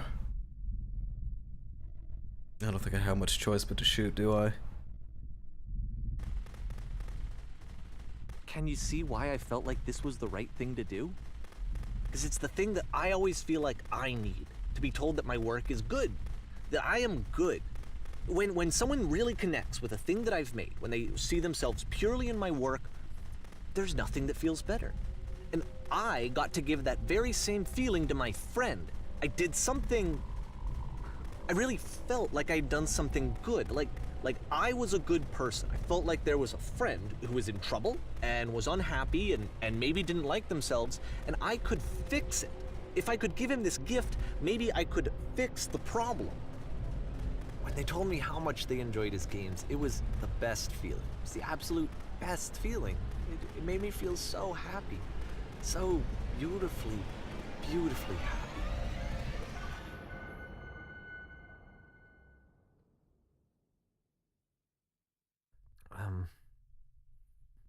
So anyway, Coda finishes this game, and then really he just kind of takes off for a while. So this is June of 2011, and I didn't hear anything from him for several weeks, I guess. And so out of nowhere, one day I get an email, and it's got a private link to a new game of Coda's.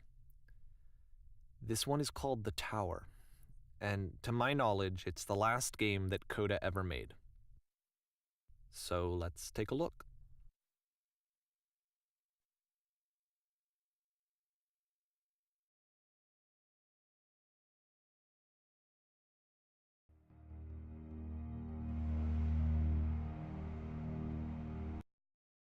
I'm just gonna quickly catch up on chat. I don't know, maybe I can relate more with Coda because I deal with the same issues in similar ways. For me, creating at my worst makes darker things, but it's therapeutic. These games were never put out by him. They were for him and him alone, in my opinion. This is just an art form, an outlet for him, if it's locked behind a door, because he has finally started to understand the issue so he could beat it. But yeah, that's just my interpretation. Like he locks you in a prison for an hour, you try to play. Yeah, I mean, for me, I'm still not 100% sure how I feel and whether or not, you know, showing your work showing Coda's work, if showing his work to others was the right thing to do, or if it was better to continue making games for himself and to, I guess in some ways, speak to himself privately in that way, using games as a way to do that. I'm not 100% sure, and I think I would have to think about it more. And I think that's because, yes, I have experienced the same things, and I can't say that I really understand what's the right thing to do either. You know, I think some of that stems from, you know, if I keep creating, do I have to just push through and keep making? Is that what's good for me? Is this eventually going to lead somewhere? Am I going to stop feeling, you know, this emptiness when I create? Or is it better to open up to others and to, you know, maybe look at things from a different perspective? For me, I don't really know what that right answer is, and I think it also depends on, of course, like anything, it depends on context, so I don't know. It is definitely interesting to see somebody else go through that, though. Go through a similar process. I also bet he didn't stop making games, just sharing them. Yeah, probably. I think there's a good chance he probably made a bunch more games and then just kept them to himself. I think that's very possible. Okay. Let's play Coda's last game.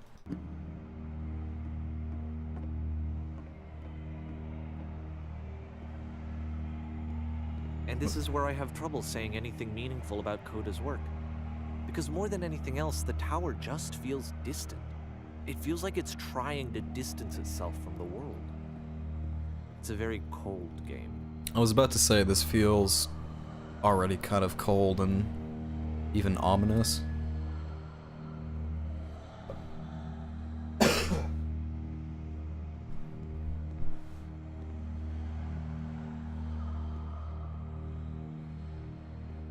This room actually has a maze in it.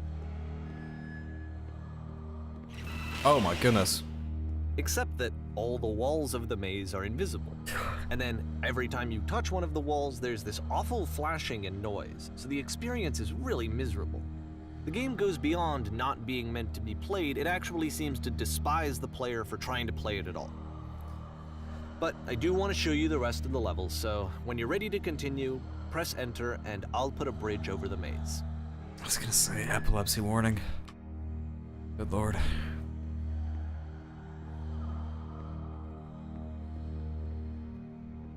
So he's designed a game that, from the outset, is actively malicious towards the person playing And to it. be fair, it's not like this is the first game that's needed some modification to be playable. Like the house cleaning game. You know, that one used to actually loop the cleaning chores and you just cleaned a house forever. I had to cut it off so that you could exit the house and the game would actually end. But that game had an idea that it was actually trying to communicate. What's the deeper idea behind the invisible maze? The only way same all textures for Stanley Parable. I think those are just default textures for the Source engine in general. Like I think if you have untextured geometry in a level, it will I think those orange tiles are the default. I could be wrong about that, but I'm pretty sure that's what it is. And then of course no texture or not having a texture to load is just the black and purple checkerboard pattern.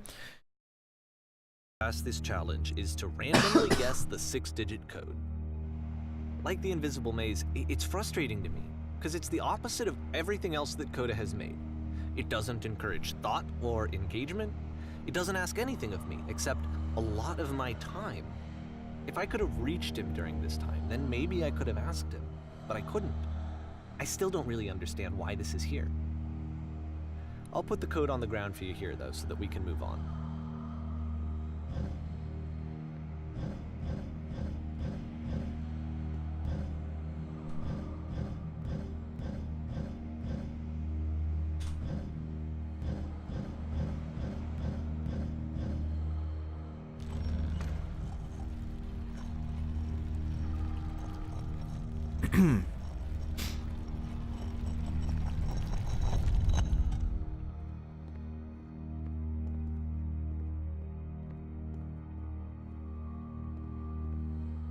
Oh dear.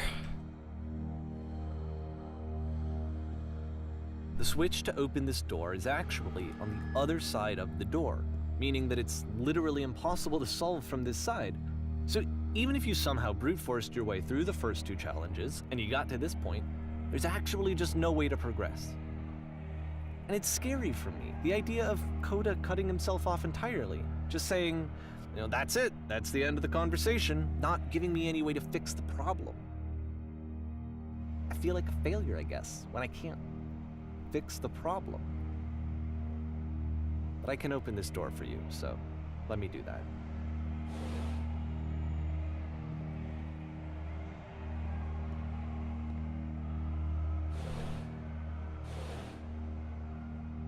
Was I a failure for not understanding this game? I mean, I don't know why I would be. It's not like everything needs to have a solution, but I feel it somehow. I feel like I failed, and I don't understand why. I remember, it's June of 2011. I'm playing this for the very first time, and as I'm playing, I'm thinking to myself, I don't know this person. I have no idea who this person is. It wasn't the guy I knew, it wasn't my friend. I had come to so many conclusions from looking at all of his work up to this point, and then suddenly none of them...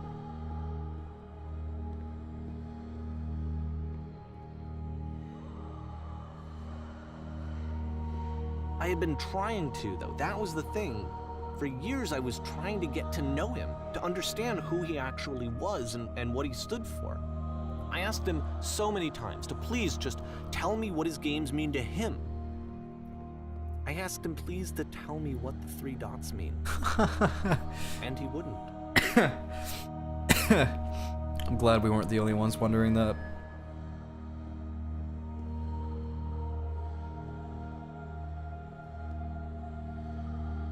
Three dots, Mason.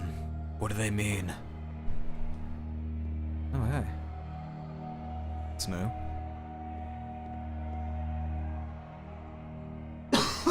It's crazy that this level keeps going and I clearly... just felt so strongly that if I could have connected with him, that if I could have somehow made his work my own, that I would finally be once and for all happy.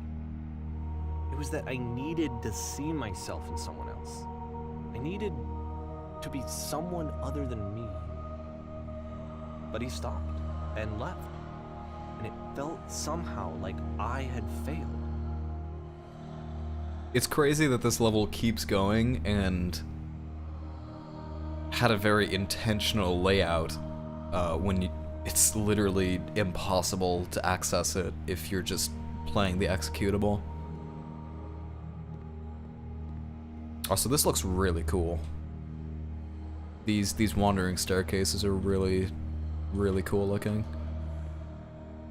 All these staircases to nowhere.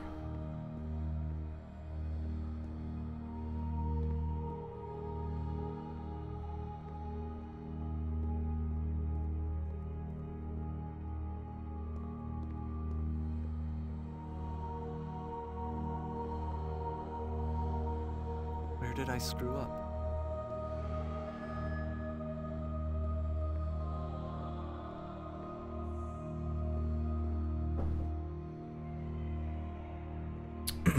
Give me 1 second. I'll be right back.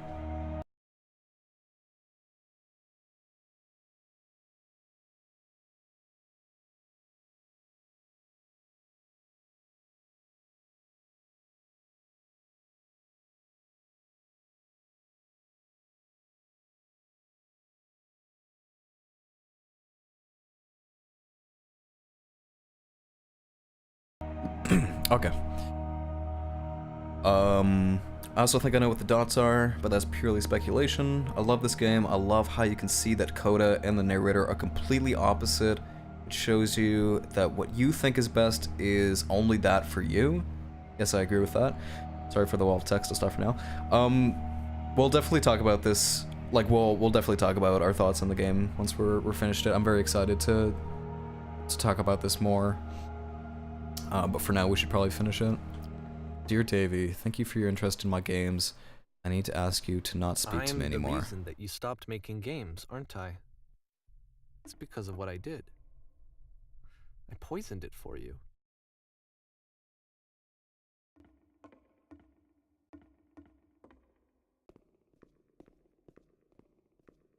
We were the murderer I the whole don't think time. I ever told you this, but when I took your work and I was showing it to people, it actually felt... it felt as though I were responsible for something important and valuable.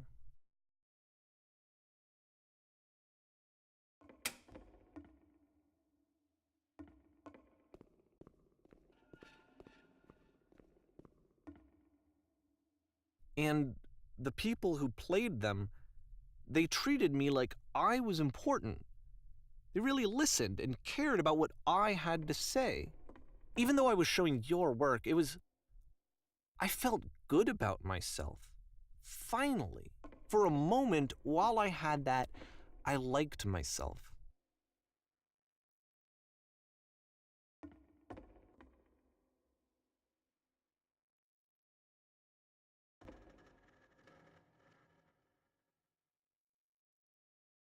Hmm.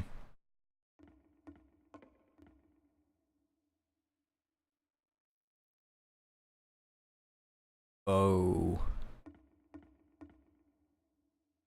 Oh shit, were the lampposts not added by Coda?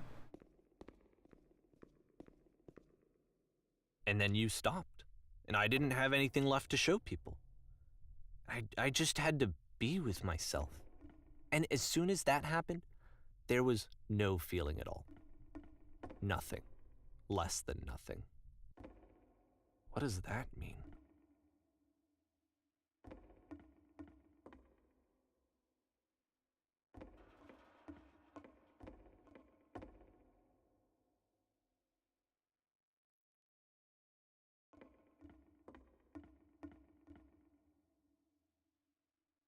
Hmm.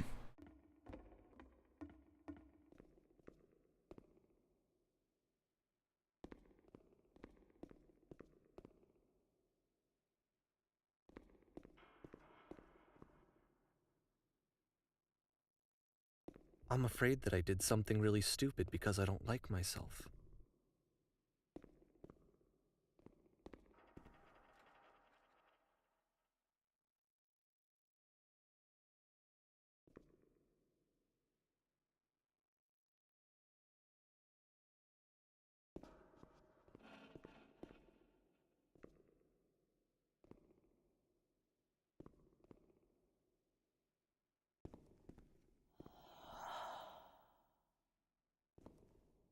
Hmm. That's why I'm releasing this collection of your work, is because I haven't been able to find any other way to reach you.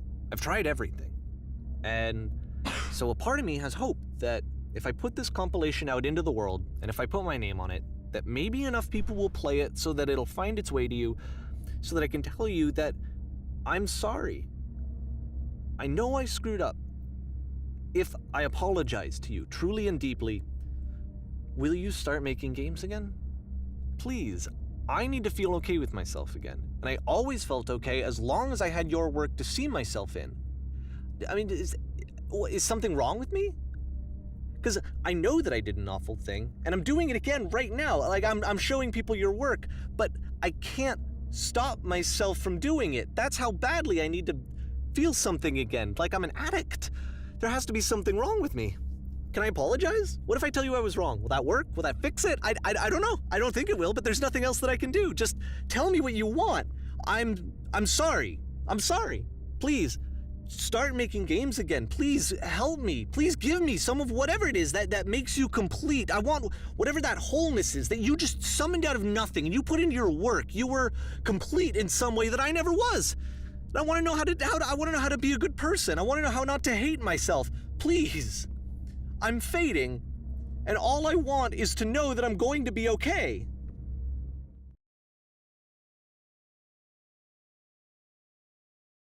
Oh boy.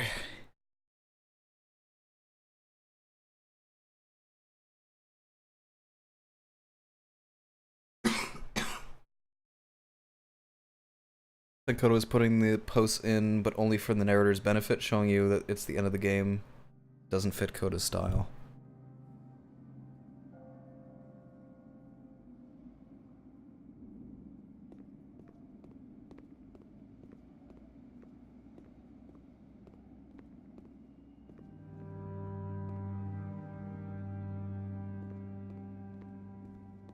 more, more, more, more, more.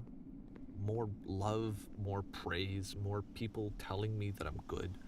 Always more, more, more. It's like a disease.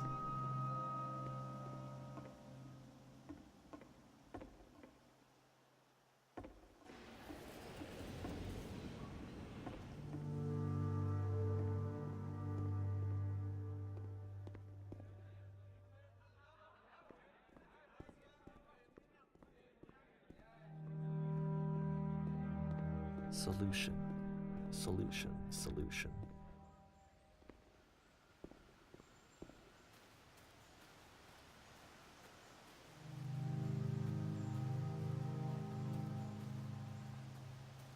I guess if someone had told me ahead of time that he just really enjoyed making prison games, maybe I wouldn't have thought he was so desperate. I wouldn't have told so many people that he was depressed. Maybe he just likes making prisons.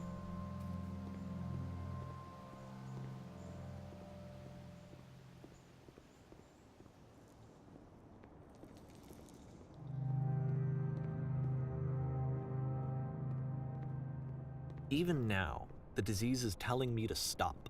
Don't show people what a shitty person you are. They'll hate you.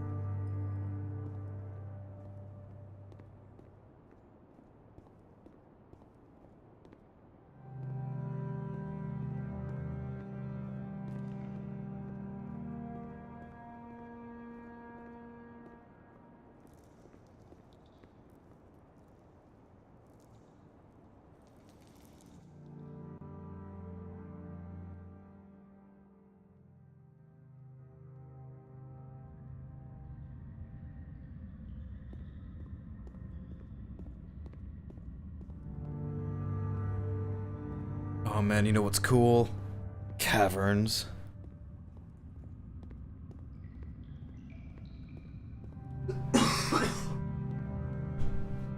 If I knew that my life depended on finding something to be driven by other than validation, what would that even be?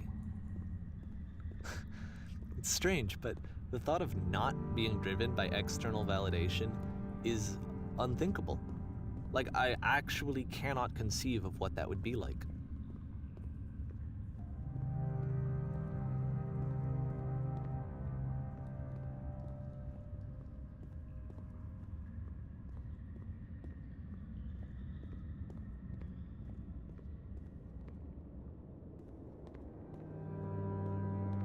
What now?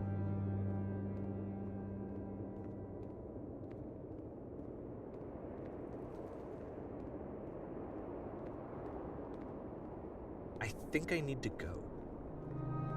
And I'm sorry, because I know that I said that I would be here and I would walk you through this, but I'm starting to feel like I have a lot of work to do.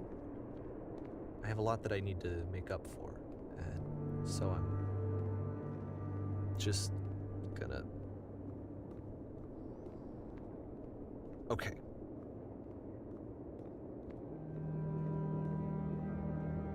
Thank you for finally playing this game. Great stream. Thank you. I'm glad I finally did make time to play this. Because I've owned this game for a long time and just never got around to it.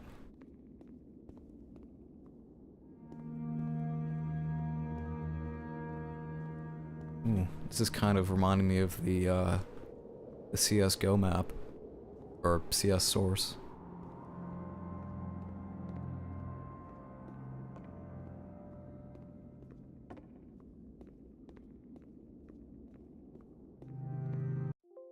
Oh shit, what the? Sorry, I just got alt-tabbed for some reason.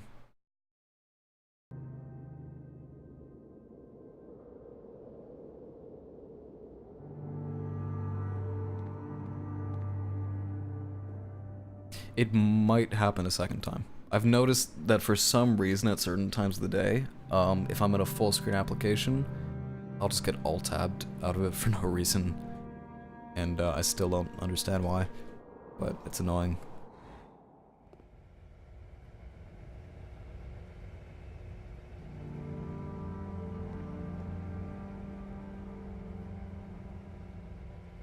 Professional broadcast. Oh no, do I still have that hotkeyed? I don't think I do. I do have this though.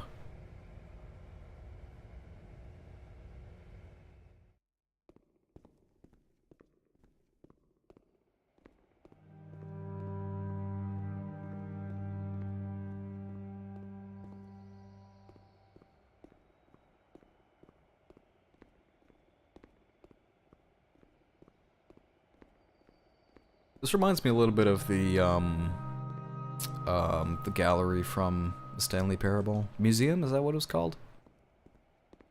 Museum section of the Stanley Parable.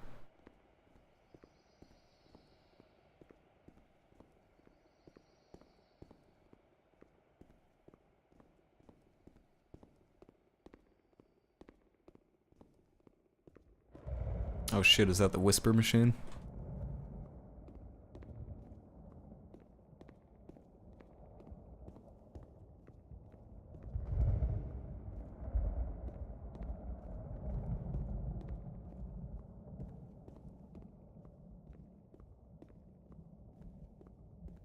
Oh yeah, it totally is.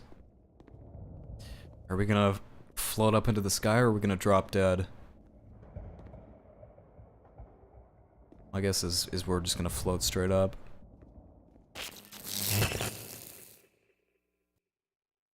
Yes!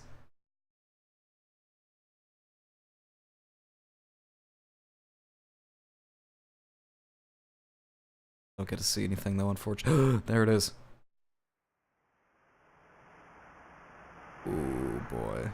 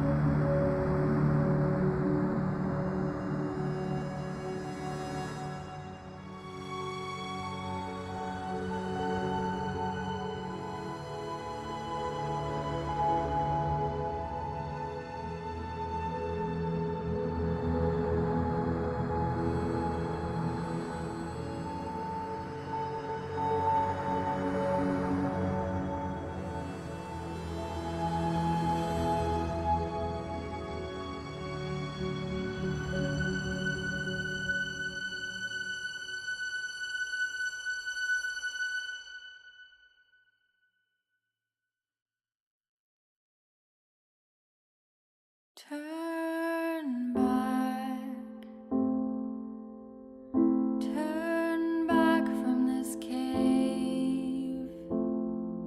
For Reap! You said, let This me project would not have been possible prove without the following I'm individuals. brave. Let me keep going. Okay. Imagine if then it just dropped you into the maze. Oh no. And miles and miles, and you're so tired, but I know that you're strong,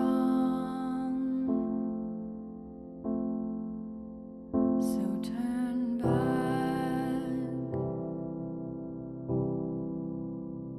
turn back.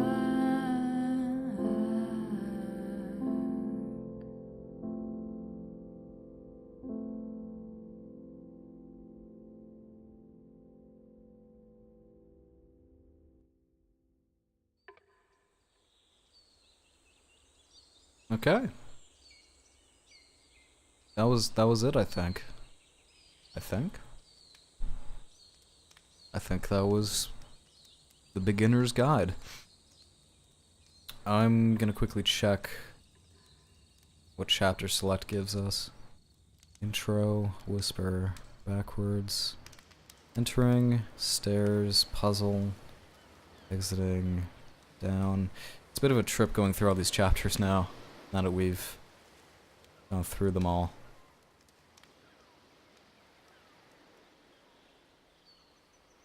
This is where things started to take a turn.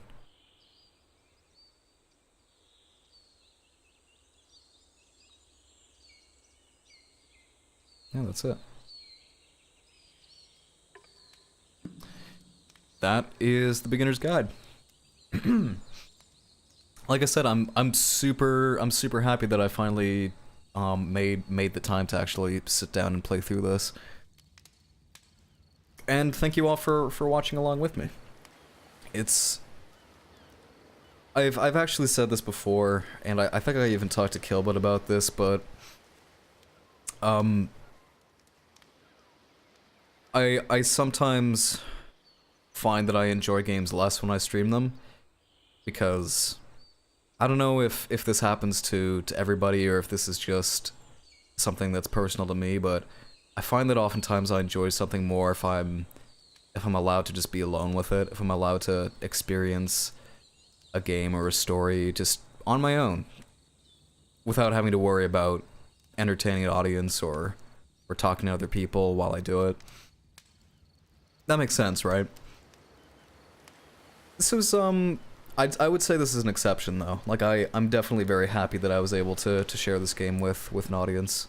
I think that made it more. I'm not sure if that enhanced the experience, but it certainly. It was nice. It was nice to be able to share my first experience playing it with other people. That was nice. Very interesting game. I wasn't sure what to expect going into it. I only knew that it was made by the writer of the Stanley Parable, and that it was going to be a walking, you kind of walk through. There's a couple of quote-unquote puzzles, but that's about it. I knew nothing, and I would say it hooked me more than I thought it would, and I knew it was gonna get personal, especially in the context of game development and creativity and artistic creative outlets, I suppose, in general. But yeah, I mean. There's a lot to talk about for sure. I'm not really sure where to start. But overall, I enjoyed it quite a lot. I get you. That's why I was trying so hard to stay quiet for the first part of this game. Playing games and streaming games are very different, definitely.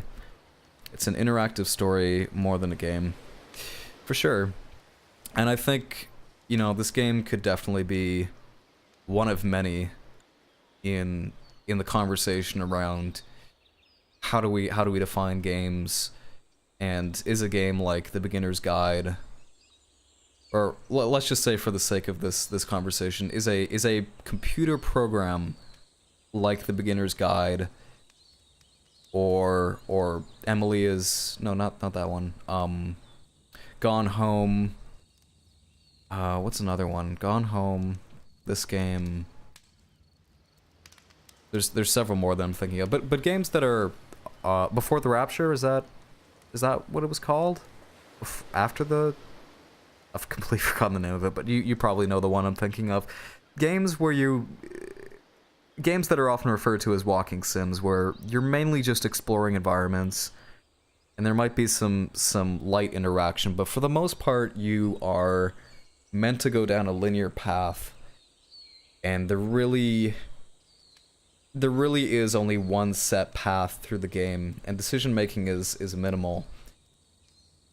Do we draw the line and say that no, that doesn't count as a game, or is that being closed-minded, and do we say no, it counts as a game because you are interacting with it, and in some ways your interactions with the game are influencing its state. The game is influencing you, and there's a certain dialogue that occurs between the player and the program that constitutes as a quote-unquote game. I suppose this is just one of many games you could look to on one side of that argument or another. It's one that, I myself haven't spent much time delving into or really exploring. I enjoyed games. I played Gone Home. I enjoyed it quite a bit. It didn't hook me as much as a traditional video game might, just because I'm more mechanics focused. But at the same time, I also understand that there can be more to video games than purely mechanics or systems or even story for that matter. Even though most games like this do have a tangible story to them. And some people might argue, well, sure, there's a story, but again, that doesn't really qualify it as a video game per se. You know, if there's only story and not much in the way of mechanics, then why couldn't it have just been a written book, or why couldn't it have been a movie or something in some other medium? And I guess for me the answer to that is different people play games for very different reasons. And I think there is value in experiencing a game like The Beginner's Guide or Gone Home purely for the experience, for that intangible thing that kind of transcends mechanics or story or something more concrete like that. But anyway, Firewatch, yeah, I guess for Firewatch though there was a lot more interactivity. Again, that's where it, like, the argument becomes a little arbitrary in some ways, because it's like, well, sure, we can consider Firewatch more of a quote-unquote game than something like The Beginner's Guide, but is that only because it has more interaction or more exploration? Does it hit an arbitrary number of those things? And is that really what constitutes it as being a game, whereas something like this, somebody might not consider this a game? I don't know, it's interesting. Definition for game: an activity that one engages in for amusement. So yeah, I mean, there's many different definitions, and if you're going by a very broad definition such as that, first of all, that encompasses so much more than just video games. Like, you could say listening to music is an activity that one engages in for amusement. Does that mean that listening to an album is playing a game? For most people, and myself included, the answer is no. But it does again call into question, where do we draw the line with that definition? How broad or how specific do we want to get with that definition of what a game is? And again, I think that's a discussion that its scope and and the amount of detail we can go into on it is something that I think is beyond the scope of a live stream. But again, I think The Beginner's Guide is, you know, another touch point that you could look to in that conversation. Firewatch is more polished. I don't think that makes a difference. Games are just a form of art. Like all creativity, the lines blur because they're all connected. That's a good point too. I define a game as an activity that is designed for another person to interact with. I would add yourself to that as well, but okay. But again, if I'm just looking, like, I understand what you mean, but if you're just looking at the very bare bones, like, I'm just looking purely at the words and that definition, an activity that is designed for another person, or let's say yourself, to interact with. Again, there's so many other things that can fall into that. You know, if we're going back to music, is putting a record on a turntable and moving the stylus and turning the machine on. You're interacting with something, and that's technically an activity that you are performing. If we're defining activity as you know, something that you as a person are engaging with that is not yourself, does that then make that a game?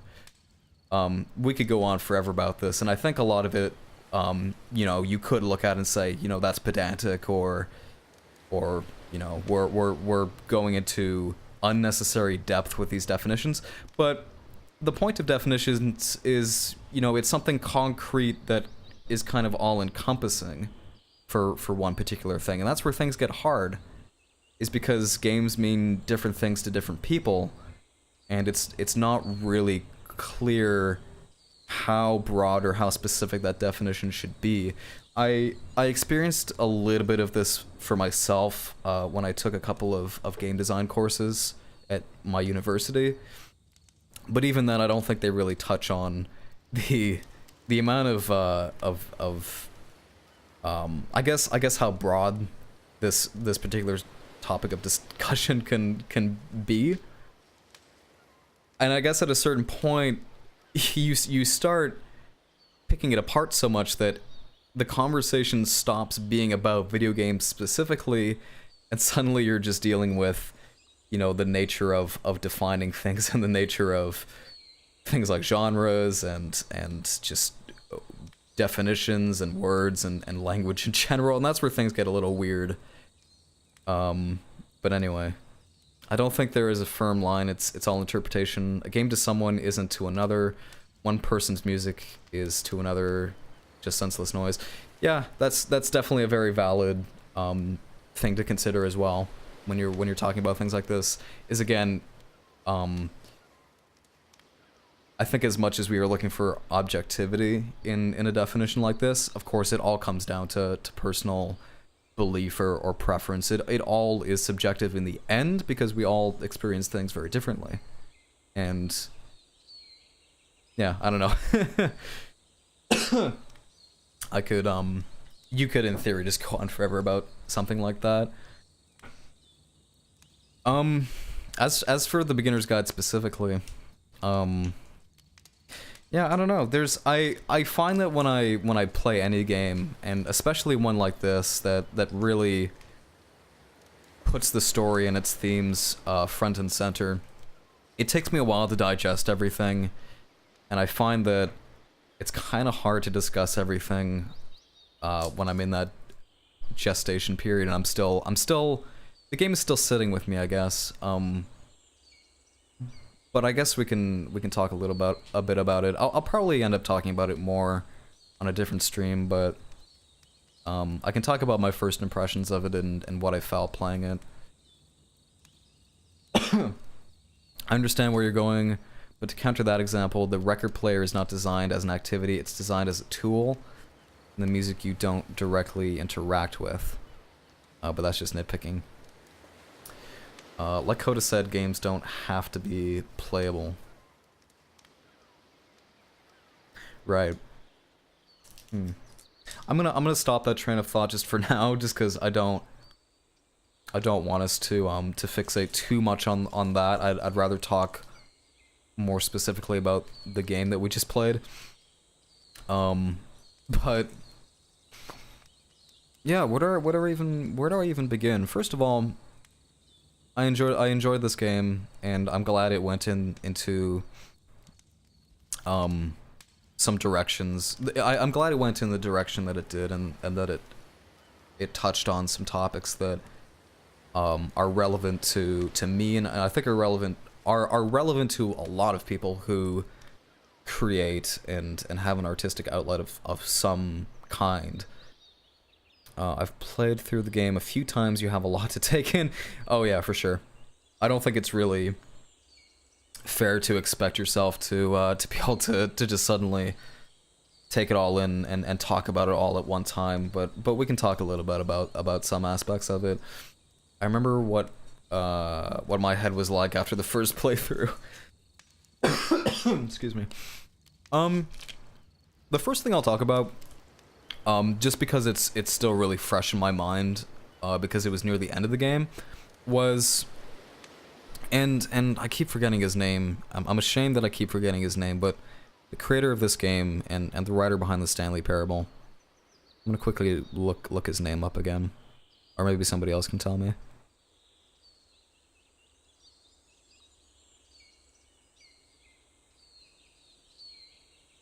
Davey Redden. Okay. This is, so, one thing I didn't mention was before playing this game, I did also read, Davey's, he wrote an article a while back, about some of the things he was going through after he had finished the Stanley Parable and after it had become very successful.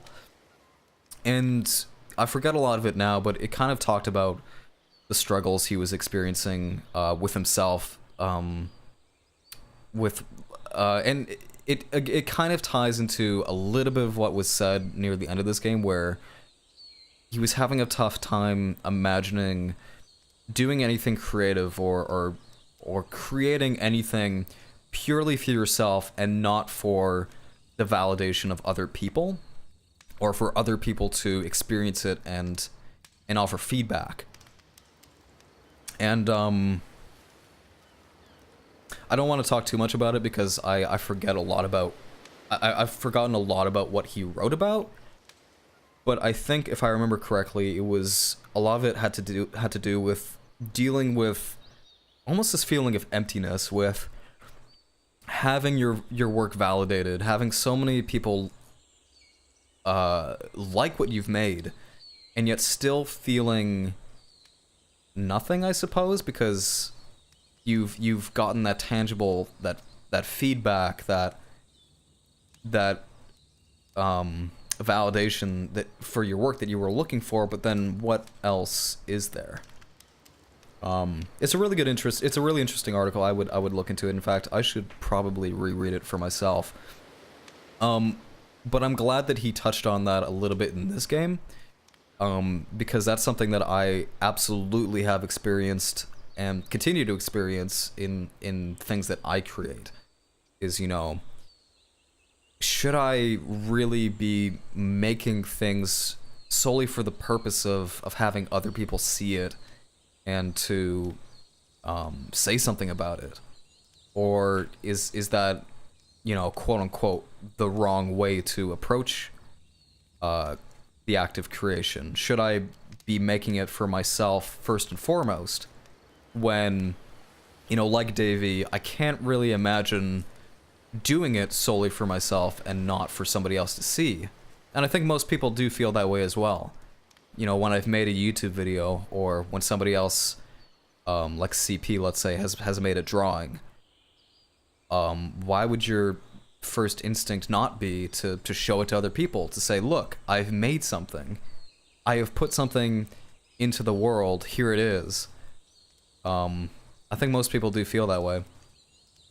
Which is why it's really interesting, this game is really interesting to see, I guess, to experience the perspective of somebody like Coda, who it seemed like for the most part was making these games or these experiences like purely for themselves in a lot of ways, and purely as a way of almost as a way of working through their problems and conversing with themselves, with no intention of somebody experiencing them to begin with or reaching the end of it. I've made several songs that I never share with others. I kind of understand the viewpoint.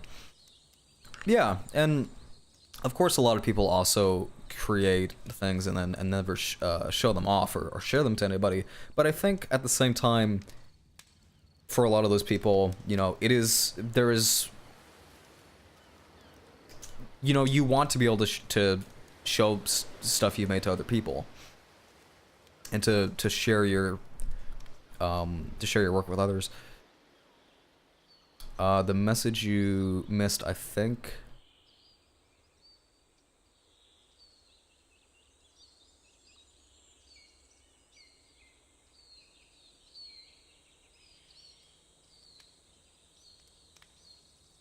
I think we might be typing something out. What was I gonna say? Going off of that. Wait, okay. I'm gonna keep talking and then I'll get back to it. Wait, did it not send? Oh, did I miss a message from you?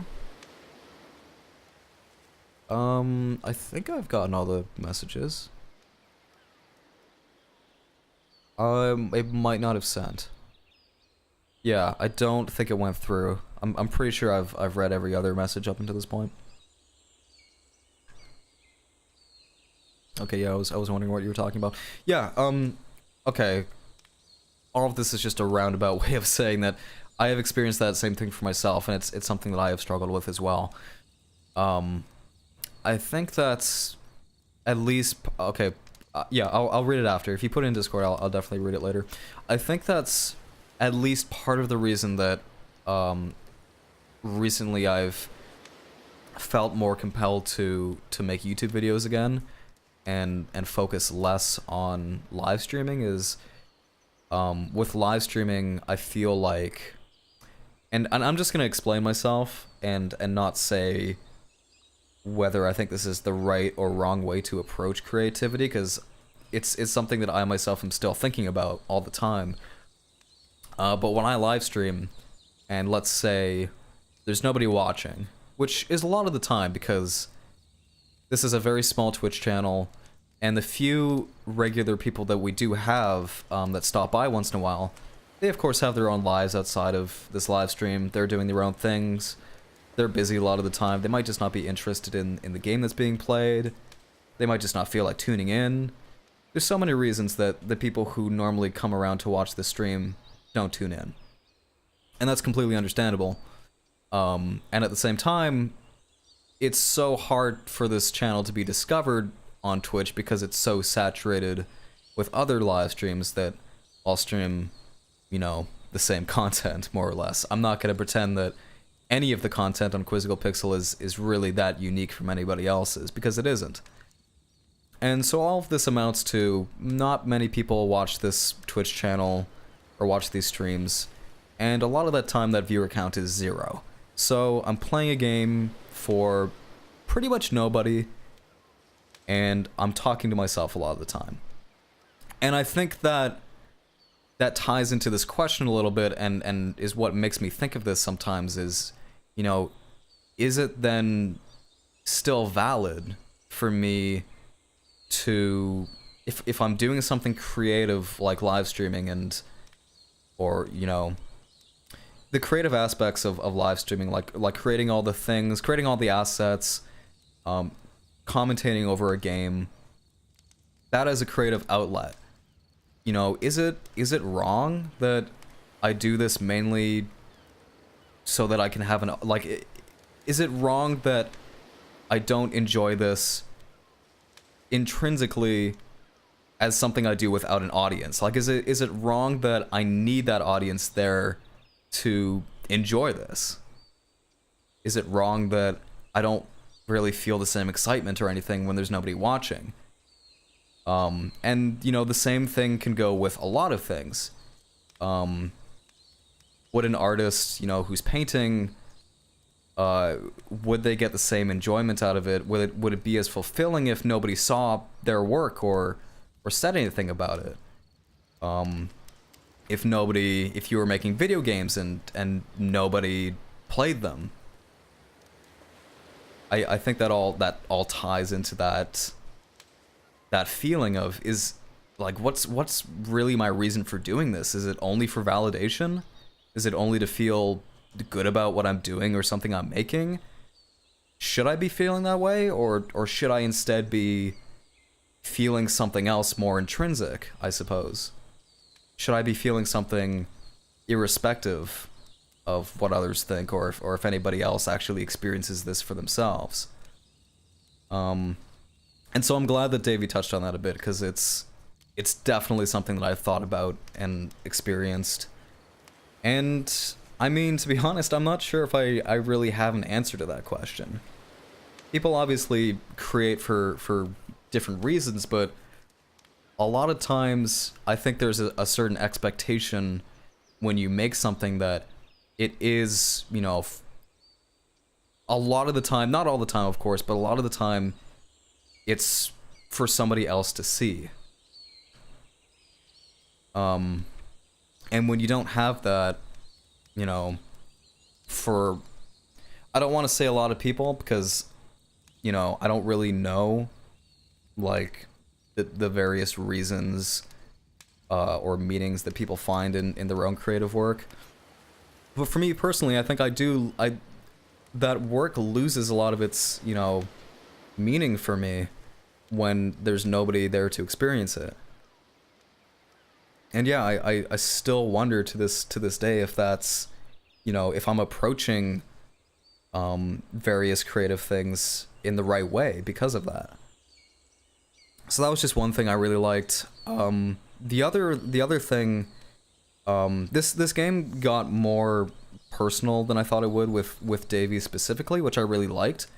Because from the outset, it seemed like we were focusing mainly on Coda and his work, and Davey wasn't really expressing any of his personal thoughts or feelings until, you know, the very, very end. He was kind of just offering his own interpretation of Coda's games and, you know, maybe how they made him feel.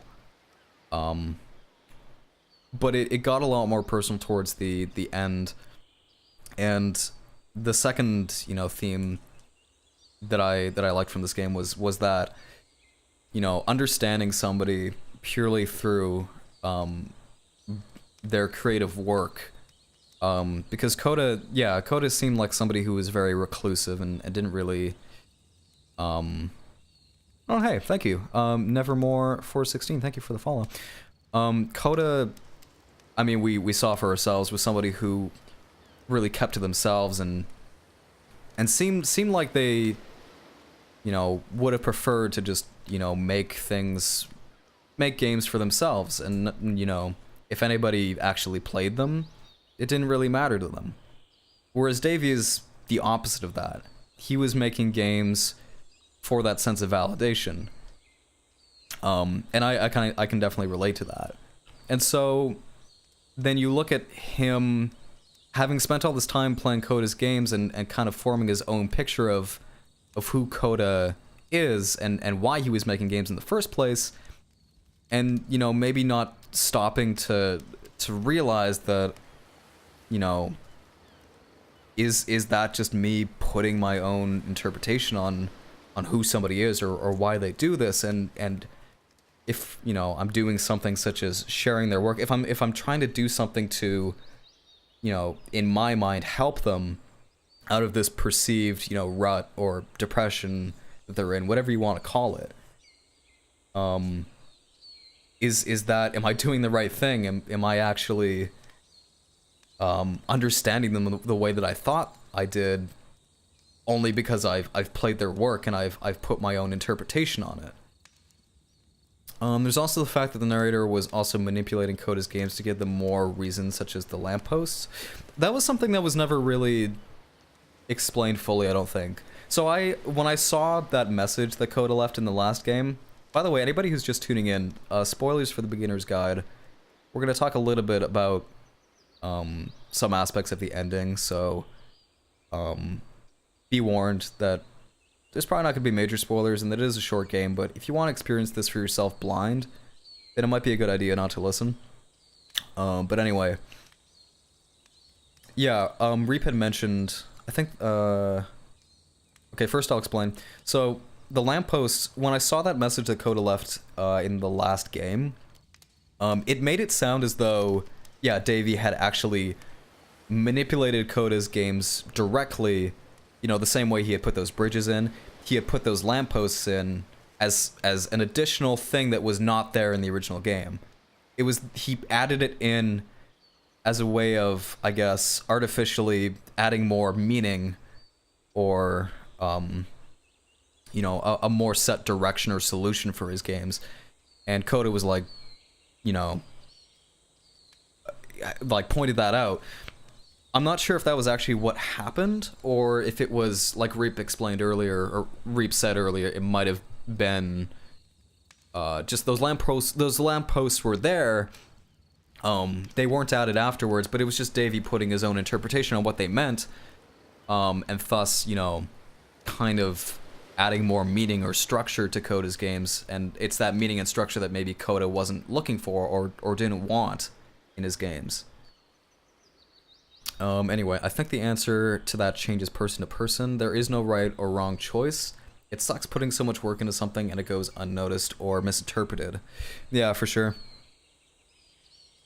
And, you know, yeah, again, I think also, you know, it sucks when your work is seen by other people, but it is, you know, it is misinterpreted. In some ways, that's just as bad. Sometimes it feels just as bad as, you know, nobody experiencing it is when they do experience something you've made, but they completely misunderstand what it was you were going for, what message you were trying to say with it. For sure. we've talked a lot about the message and the themes of this game. I want to talk a little bit about the environments. There isn't a whole lot to say, but they were really cool and I enjoyed them a lot. It's much more of an aesthetic thing than anything else. But I did really like traversing the environments, and it did that thing that I've said this like 3 times already, but that thing that I really loved about Antechamber was entering a room and it looks different from the inside than it did from the outside and vice versa, or things change around you dynamically as you move through the environment. I love that aspect of Antechamber, and I love it when games do that. And it was really cool to see that exact thing happened a lot in this game. It was really cool to see, and I guess if you want to talk about it from a more functional, game design standpoint, it made, I was already enthused about the story and the writing, and I was kind of drawn in because of it. But it was nice that those environments, the way they changed around you, added that extra incentive to explore and to move forward, I guess. I guess for somebody who maybe doesn't care as much about, well, I guess if you don't care about the writing, then why are you really bothering to play this game? Because that's most of what you come here for is for, the themes that are presented in the experience of walking through it. But I guess if you were here for more just to walk through cool environments, then they were there too, I guess. And the environments kind of changed around you in some really interesting ways. And it was also interesting hearing Davy's, different interpretations on what portions of the environments meant, I guess. Like the space between the 2 doors and the door puzzle. How that one level with the house in the snowy valley, he interpreted as being very much like the space between the doors. It's a place to collect yourself, but you can't stay there. It's like a transitional place that you can collect your thoughts and kind of leave the past behind you, but you have to move on from it. Whether or not those interpretations were, the correct way of viewing the work, or the way that Coda intended his work to be viewed, we'll never know. And again, that comes down to subjectivity, and your own personal viewpoint, but nonetheless, it was really interesting to hear his thoughts. Yeah, I'm still like collecting my thoughts on this game, and I'm struggling to remember certain things, but I'm not sure if there's anything else I can talk about for right now, or if I should just leave it there for now. Is there anything else we can talk about? If anybody else has anything they want to discuss, like, feel free to put it in chat and we can talk about it more.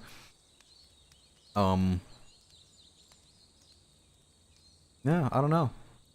This is, I don't think I'll do anything more with this game. I don't think I'll write anything more about it or make a video or anything, but this is definitely the kind of game that it's this kind of game that I'm very interested in making videos and writing about, because it touches on particular topics that are really relevant to me as a creator, and that I'm really interested in hearing about.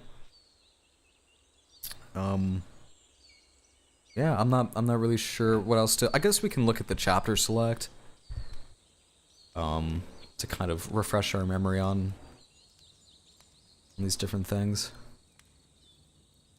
We can take it to Discord because we could probably go on for hours. Yeah, for sure.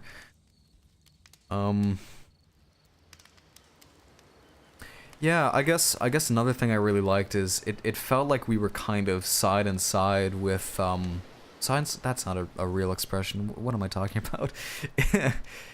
It felt like we were side by side with Davy experiencing these games, because as he was explaining his own interpretation of these different games, they felt like, quote unquote, the correct interpretation, and it felt like we, as the player, were experiencing these games and going, this is what it means. Yes, Davy, the same way that you have put your own spin on what this all means, we as the player are doing the same. We are putting our own interpretation on what we're experiencing. I'm reminded of that when I look at, you know, the entering game and then the exiting game, at which point Davey said, you know, this is the first time we start to understand that, you know, there's a connection, all of Coda's games are connected, and that there is a linear progression through them. And then shortly thereafter, he talked about the lampposts and how the lampposts were a common theme between all the games, and how that meant something, and how that added some structure to everything. And so it's interesting that as that starts to unravel towards the end, I guess that started to happen around here? So the end of the machine and then tower is where that whole idea and those interpretations start to fall apart a little bit. And we start to realize, well, this whole time we've been interpreting Coda's games a certain way and assuming that we're understanding him and his games as we play them. We could be completely, in fact, it's very likely we are completely wrong. We are fabricating our own subjective interpretation of his work, and by extension who he is as a person, when in fact it, you know, could be completely false, and maybe this isn't what he wanted at all, or what he was trying to say in the first place. And it was cool that, and I guess in some way, I guess you could look to that as, you know, this is why a story like this couldn't be presented in any other medium, because in any other medium, you're not experiencing these games the same way. You're not able to walk through them and kind of go through the personal experience of also trying to interpret them and apply your own meaning to them the same way that Davey did. If it was in any other medium besides a game. And so the fact that we were able to play through them and do that the same way that Davey did means that we were kind of able to sympathize with him more and sympathize with him more and understand that, I suppose. Understand that feeling of playing through somebody else's work and then, you know, realizing that your own views on it, there's a very good chance that they're not the same views that they had, or that it wasn't the same meaning that you thought that you derived from it. So yeah, that was cool. I think that was a good reason for this to be a video game and for you to have to experience like all these individual games for yourself is to go through that same process. Does that all make sense? I feel like I just went on a really long ramble about that made sense in my head, but maybe didn't make sense as I was saying it out loud.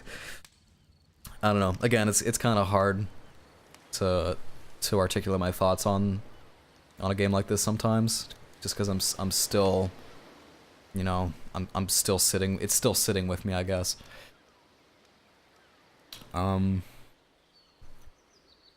Of course, I'm sure my interpretation isn't spot on, and neither is Davey's, but we'll never know what Coda was thinking. It could simply just be games. There could be meaning much bigger that everyone missed, but yeah, that made sense. Okay. Yeah, I'm glad that made some sense. Yeah, definitely.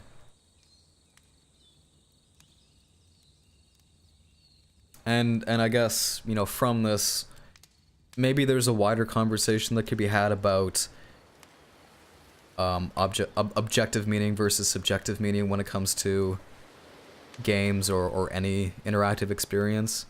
But again, that's probably beyond the scope of a live stream. I guess I'll conclude by, well, no, that doesn't really make sense. I was about to say,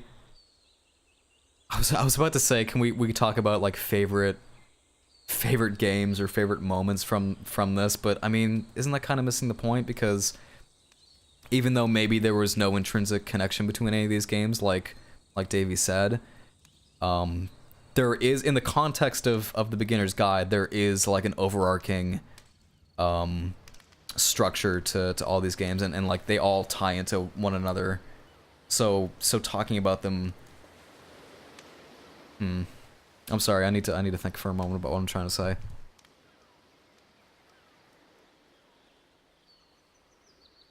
I think there is value in looking at these individual games and these individual moments as they are. But I think you also lose something when you talk about them by themselves out of the context of the rest of the games and the rest of the game. Or fuck, that just made no sense. You lose something when you talk about these games individually outside the context of all of them together, I guess. I don't know. I'm starting to make less and less sense, I think, as I talk, so I think it might be time to end things. I don't want to keep talking and rambling on if it's just a whole bunch of nonsense and I'm not making any sense. So I think we'll leave it there. I might have more things to say on future streams as this game settles with me more, but I think that's a good place to end it. I feel like if I keep going, I'm just gonna it's just gonna devolve into like, you're saying a whole lot of things that don't make any sense, Matt. But again, thank you so much for joining me as we play through this. This was really cool. It also made me think that I would be down to experience more games like this. Not necessarily in the structure. Like I'm not saying that I necessarily want to go out and play more like walking simulator games like this one, but I do want to play more games that are, you know, I guess outside of genre conventions, that are a little more out there, a little more strange, and, you know, I don't know, I guess kind of break the mold a little bit. It'd be fun to experience more. I don't want to say weird. I feel like weird is oversimplifying things, but I want to experience more games that are just, you know, put an interesting spin on the medium, I guess. This game is very philosophical. All the games do make a story. It's an insight into someone's life and work, but they very well might not be intentionally linked anyway. Yeah, exactly. Like they are intentionally linked in the context of the beginner's guide, but if the beginner's guide didn't exist and you were just looking at these games, then yeah, that connection might not really exist at all, or may not have been intentional. You're right.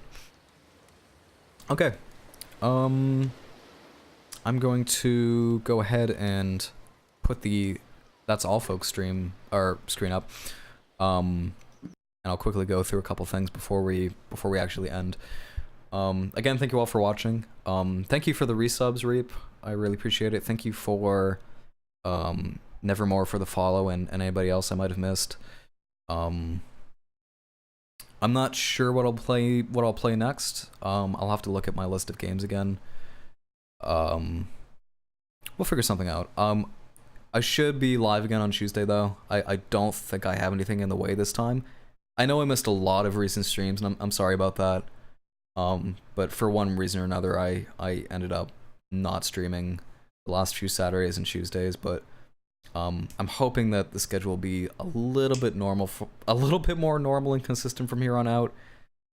But again, I can never make promises with that, because oftentimes, you know, things come up at the last minute, or plans interfere, or what have you. But I'll try to be a little more consistent with the schedule if I can. So with that said, I should be live again on Tuesday at 7:30 Pacific, and then I don't think I'm busy on Saturday, but we'll see. I should be live again on Saturday. It's the afternoon, so I think I'll be free. Yeah, I'll go take a look and see what game I want to play next. I really don't know. Cause I was pretty before this I was pretty set on playing Heat Signature, on playing this game. Like I had it in mind that I was gonna play these games and the ones before, but this is the first time in a while where I'm not really sure what I want to do next. Nothing is really jumping out at me, so we'll see what happens.